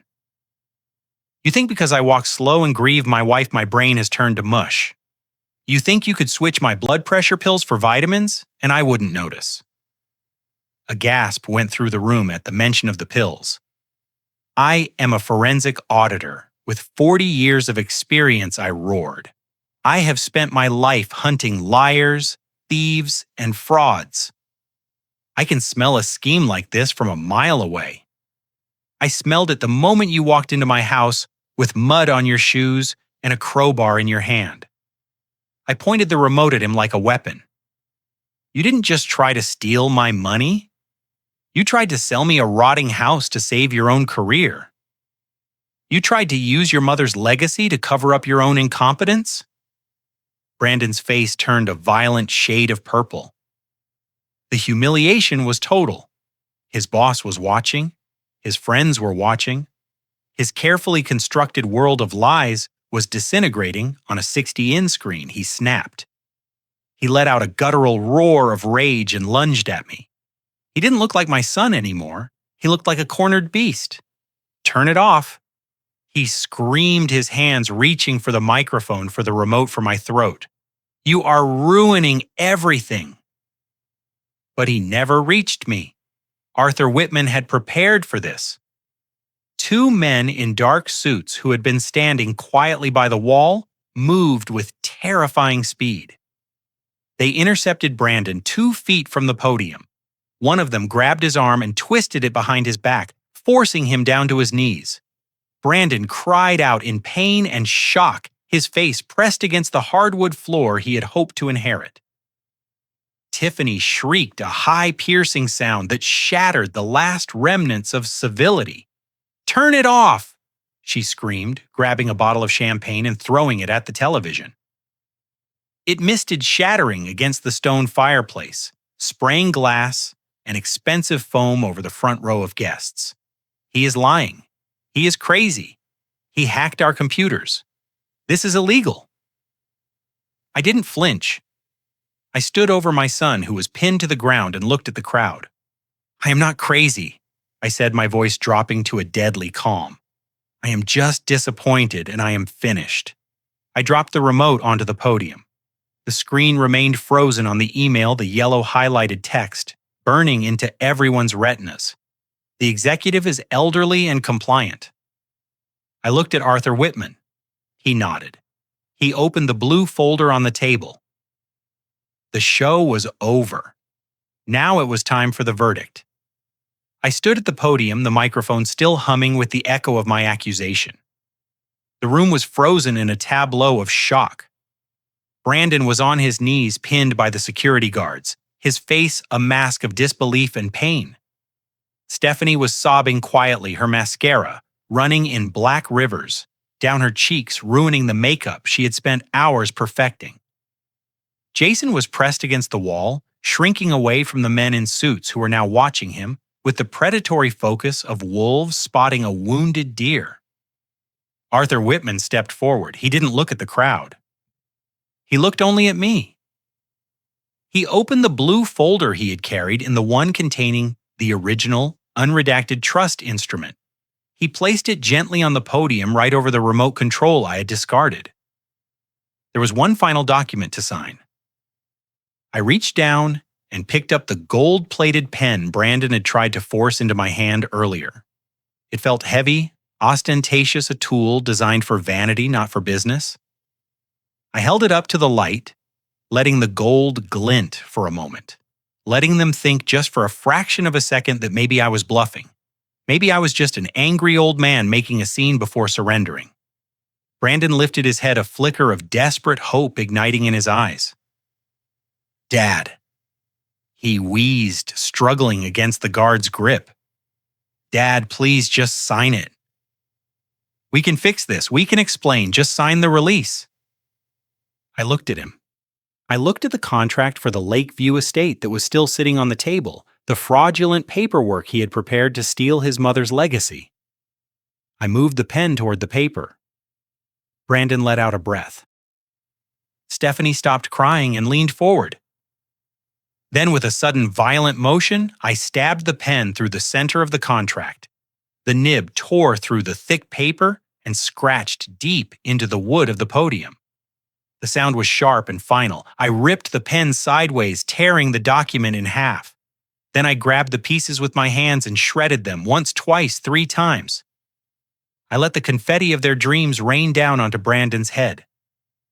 "I am not signing your release, Brandon," I said, my voice steady and cold. "I am signing something else entirely." I picked up the blue document Arthur had laid out. I turned to the last page. I signed my name, Harrison Caldwell. The signature was bold, sweeping, devoid of the tremor I had feigned for days. "What did you just sign?"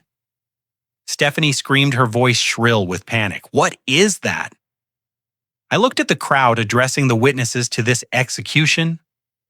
"My wife, Catherine, knew you better than you know yourselves," I said. 6 months ago, she added a clause to her trust.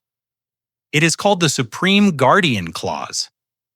It gave me the sole unilateral power to determine if her beneficiaries were morally and financially fit to inherit. I paused, letting the legal weight of those words sink in. If I determined you were not fit, I had the power to redirect the entire corpus of the trust, every single cent. Jason slid down the wall, hitting the floor with a thud. He knew what was coming. "Tonight you proved her right," I continued. "You broke into my home. You tried to defraud me. You poisoned me with fake medicine. You leveraged your own mother's death for a real estate commission." I pointed a finger at Brandon. "You are not fit." I pointed at Stephanie. "You are not fit." "And you," I said, looking at Jason, "you are a liability." I turned back to the microphone. "Therefore, as the supreme guardian of the Catherine Caldwell Trust, I have made a decision. At 5:00 this afternoon, while you were dressing up for this party, while you were putting on your jewels and drinking my wine, I authorized a wire transfer." Brandon struggled his face, turning a mottled red. "Transfer. Transfer to where? That is my money. You can't move it." "It is already gone, son," I said softly. The wire cleared at 5:30. "The account balance is 0. Stephanie shrieked. "0. Where is it?" "Where is the $1 million?" I smiled. It was a cold, hard smile. "I donated it," I said. "Every penny. The entire $1 million has been gifted to the Catherine Caldwell Legal Aid Fund. It is a new nonprofit dedicated to providing legal defense for elderly people who are being financially abused by their own families." The irony hit them like a physical blow. Their inheritance would now be used to fight people exactly like them. "No." Brandon roared a sound of pure animalistic agony. "You crazy old bat, you burned it. You burned $1 million. I didn't burn it," I corrected him. "I planted it. It will grow into something good, something you never would have created." But I wasn't done. I had one more bomb to drop, one more lesson to teach. I looked around the room at the expensive furniture, the high ceilings, the home I had built with Catherine. "And there is one last piece of business," I said. I reached into my pocket and pulled out a set of keys. "My house keys." "This house," I said, holding them up. "You thought you could sell it. You told me to find a small apartment. You told me I was a burden." "Well, you don't have to worry about the house anymore, because I sold it." Stephanie's jaw dropped. You what, I sold it? This afternoon?" I said, "to a cash buyer, a developer who wants the land." I signed the closing documents at 4:30. It was an expedited sale, as is immediate possession. I checked my watch. Technically, this house belongs to him now, but I negotiated a grace period. The new owner is coming with his crew at 8 a.m. tomorrow morning to change the locks and begin the demolition. The room erupted. Guests began to scramble, realizing they were partying in a house that was essentially condemned. 8:00 a.m. I repeated, my voice cutting through the noise. That gives you exactly 12 hours. 12 hours to get your clothes, your bags, and your rented luxury goods out of here. Whatever is left at 8001 goes into the dumpster. Brandon stopped struggling. He went limp in the guard's arms. The reality of his situation was crashing down on him. No money, no house, no commission. And then his pocket started to vibrate. It was his phone. In the silence of his defeat, the ringtone was obnoxiously loud. It was a generic upbeat melody that sounded grotesque in the current atmosphere. "Answer it, Brandon," I said. "It might be important." The guard released one of his arms. Brandon reached into his pocket with a trembling hand and pulled out the phone. He looked at the screen. His face went white. It is HR, he whispered. "Why is HR calling me at 9 on a Friday?" I looked at Mr. Sterling, who was standing near the fireplace, his face a mask of fury. He was holding his own phone, having just ended a call. He looked at Brandon with disgust. "Because I just fired you." Brandon Sterling barked across the room. Brandon flinched. "What, sir? I saw the emails." Sterling shouted. "Your father sent them to me. You tried to sell a toxic asset to a family trust. You tried to defraud the firm. You are done. Legal is drafting the termination letter now. Don't bother coming in to clear your desk. Security will mail you a box." Brandon dropped the phone.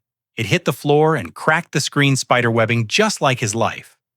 Across the room, Jason was trying to inch toward the patio door, trying to slip away into the night. But the sharks were faster. Two of the large men stepped in front of him, blocking his path. They didn't touch him. They didn't have to. One of them leaned down and whispered something in Jason's ear. I didn't hear what he said, but I saw Jason's knees buckle. He grabbed the edge of a table to keep from falling, his eyes wide with the terror of a man who knows his time has run out. He looked at me, mouthing the word, "Help." I looked at him. I looked at the man who had gambled away my daughter's security and tried to pay for it with my blood. I didn't blink. I didn't nod. I just looked away. Stephanie was on the floor now, surrounded by her shopping bags, weeping into the cashmere shawl she had bought hours ago. She was muttering about where she would go, about how she couldn't be homeless, about what her followers would think. It was a scene of total, absolute devastation, and I had orchestrated every second of it. I stepped down from the podium. The crowd parted for me instantly, creating a wide berth. They looked at me with fear. They looked at me with awe. They realized that the old man in the cheap funeral suit was the most dangerous person in the room. I walked past Brandon. He was staring at the floor, broken. "Dad," he whispered. "Dad, please." I didn't stop. I walked past Stephanie. She reached out a hand to grab my pant leg. "Daddy, wait." She sobbed. I stepped out of her reach. I walked to the front door. The air outside was cold and clean. The rain had stopped. I stepped onto the porch and took a deep breath. Behind me, the house was dissolving into chaos. I could hear shouting, crying, the sound of breaking glass. I walked down the steps and onto the driveway. A taxi was waiting for me at the curb, its yellow light glowing in the darkness. I'd called it 10 minutes ago. I opened the door and slid into the back seat. "Where to, pal?" the driver asked, eyeing my suit in the rearview mirror. "The airport," I said. I didn't look back at the house.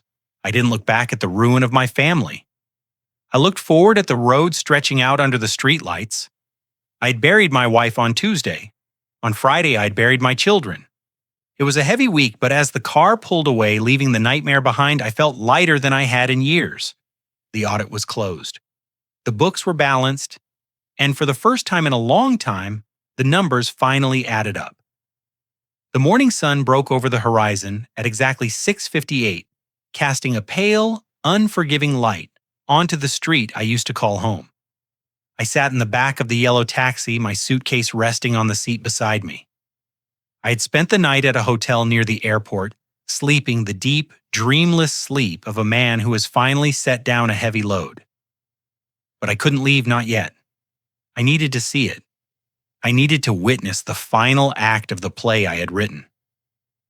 "Driver," I said, leaning forward, "take me by Elm Street before we hit the highway." He grunted an affirmation and turned the wheel.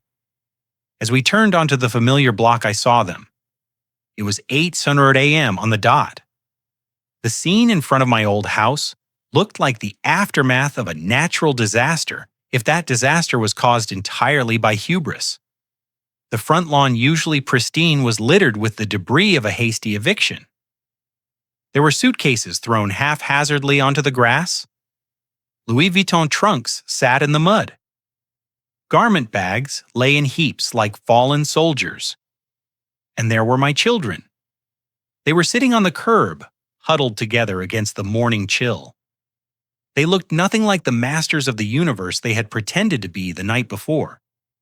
Stephanie was wrapped in her cashmere shawl, but it was stained with wine and dirt.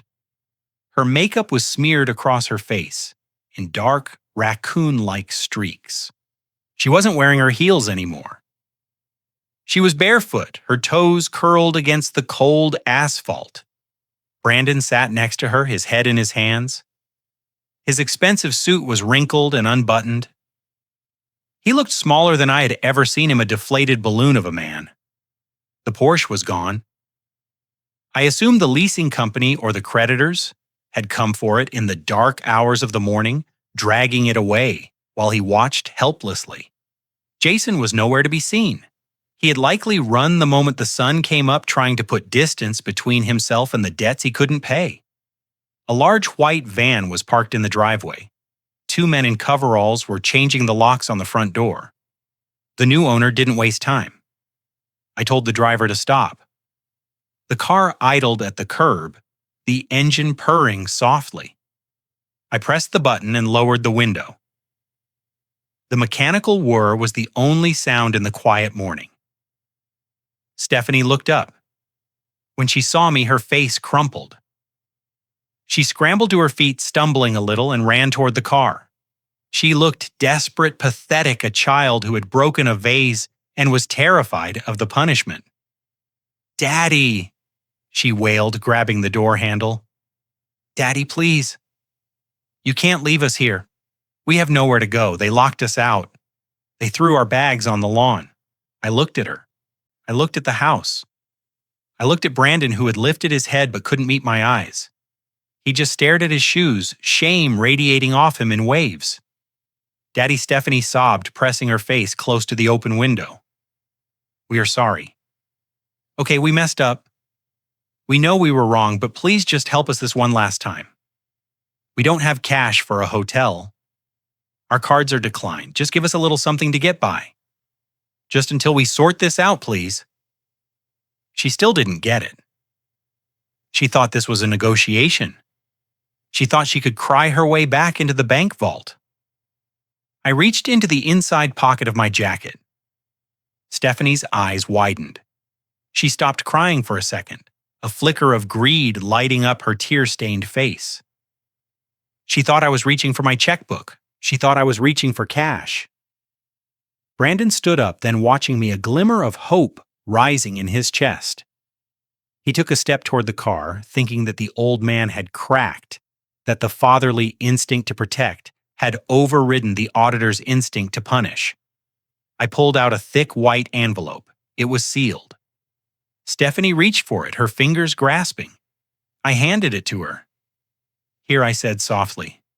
"This is for you and for Brandon." She tore it open, her hands shaking. Brandon crowded in behind her, looking over her shoulder. They expected a check. They expected a lifeline.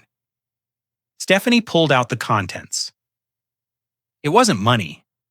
It was a stack of brochures I had collected from the community center weeks ago, anticipating a day like this might come, though, hoping it never would. The top brochure was glossy and blue.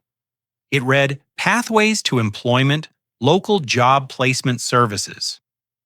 Beneath that was a pamphlet for a staffing agency that specialized in entry-level clerical work. And at the bottom, stapled to a list of affordable weekly rate motel, was a card for Gamblers Anonymous and a legal aid clinic for bankruptcy filings. Stephanie stared at the papers. She flipped them over, looking for the check that wasn't there. She looked at the empty envelope. She looked at me, her mouth hanging open in shock. "What is this?" she whispered. "Is this a joke?" I looked her dead in the eye. "It is not a joke, Stephanie. It is a start." I looked at Brandon. "You wanted a legacy, son? You wanted to build something? Well, now is your chance. You are going to build your life from scratch, just like I did, just like your mother did." Brandon flinched as if I had slapped him. "Dad," he choked out, "we have nothing." "You have your health," I said. "You have your education, which I paid for, and now you have the most valuable thing I could ever give you." I paused, letting the words hang in the crisp morning air. "I have given you your independence." Stephanie threw the papers on the ground. "You are cruel," she screamed. "You are a horrible old man." "How can you do this to your own family? I'm doing it because I love you," I said. And for the first time in days, my voice trembled with genuine emotion. "I am doing it because if I give you money now, you will never learn. You will be parasites until the day you die. I am cutting the cord, Stephanie. You are free. You are free to succeed and you are free to fail, but you will do it on your own dime." "Good luck," I said. I pressed the button. The window rolled up, sealing me inside the warm, safe bubble of the taxi. Stephanie banged on the glass, her mouth moving in silent screams, but I didn't look at her. I looked forward. "Driver to the airport, please." The taxi pulled away from the curb. I watched the house recede in the side mirror. I saw the small diminishing figures of my children standing amidst their ruin. They looked lost. They looked terrified. But they were alive. And for the first time in their adult lives, they were going to have to figure out how to stay that way without my help. I sat back in the seat and closed my eyes. The knot of anxiety that had lived in my stomach for 6 months began to loosen. I was going to the airport. I had a one-way ticket in my pocket. Destination, Rome, Italy. It was the trip Catherine and I had talked about for 40 years. We talked about it when we were newlyweds, eating pasta in our tiny kitchen. We talked about it when the kids were babies. We talked about it when we retired. We always said next year when the kids are settled, when the market is better next year. But next year never came for her. I reached into my pocket and pulled out her passport. I had brought it with me. It was expired, but I needed it. I needed to feel like she was coming too. I looked out the window as the taxi merged onto the highway. The sky was a brilliant, piercing blue, the kind of blue you see in Renaissance paintings. The clouds were white and fluffy, drifting lazily toward the east. I felt a warmth on my shoulder, like a hand resting there. It was probably just the sun coming through the glass, but I chose to believe it was something else. I smiled, a real smile. "We did it, Kat," I whispered to the empty seat beside me. It was the hardest thing we ever had to do. Harder than the audits, harder than the lean years, but we did it. They are on their own now. They will hate us for a while. Maybe for a long time, but maybe one day they will wake up in a small apartment they paid for with their own money, eating food they bought with their own wages, and they will understand. And if they don't, well, that is not our account to balance anymore. I patted the passport in my pocket.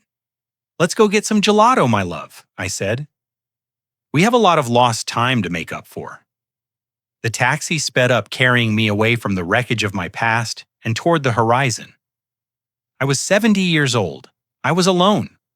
But as I watched the planes taking off in the distance, climbing higher and higher into the blue, I realized I had never felt more free. The audit was over, the books were closed, and the rest of the ledger was mine to write. This journey taught me that money does not create character. It only reveals it. For years, Catherine and I thought we were helping our children by shielding them from struggle. but we were actually robbing them of their independence. True love is not about giving your children everything they want. Sometimes it is about having the courage to say no to save them from themselves. To anyone out there feeling invisible or used by the people you love, remember that your dignity is not negotiable. You are not a burden, and your life is not over. You have the power to rewrite your ending, even if it means turning the page on the people who refuse to respect you. If this story resonated with you, please hit the like button to support the channel. Have you ever had to set a hard boundary with family to protect your own peace? I want to hear your story in the comments below. Don't forget to subscribe for more stories of truth and justice. Until next time.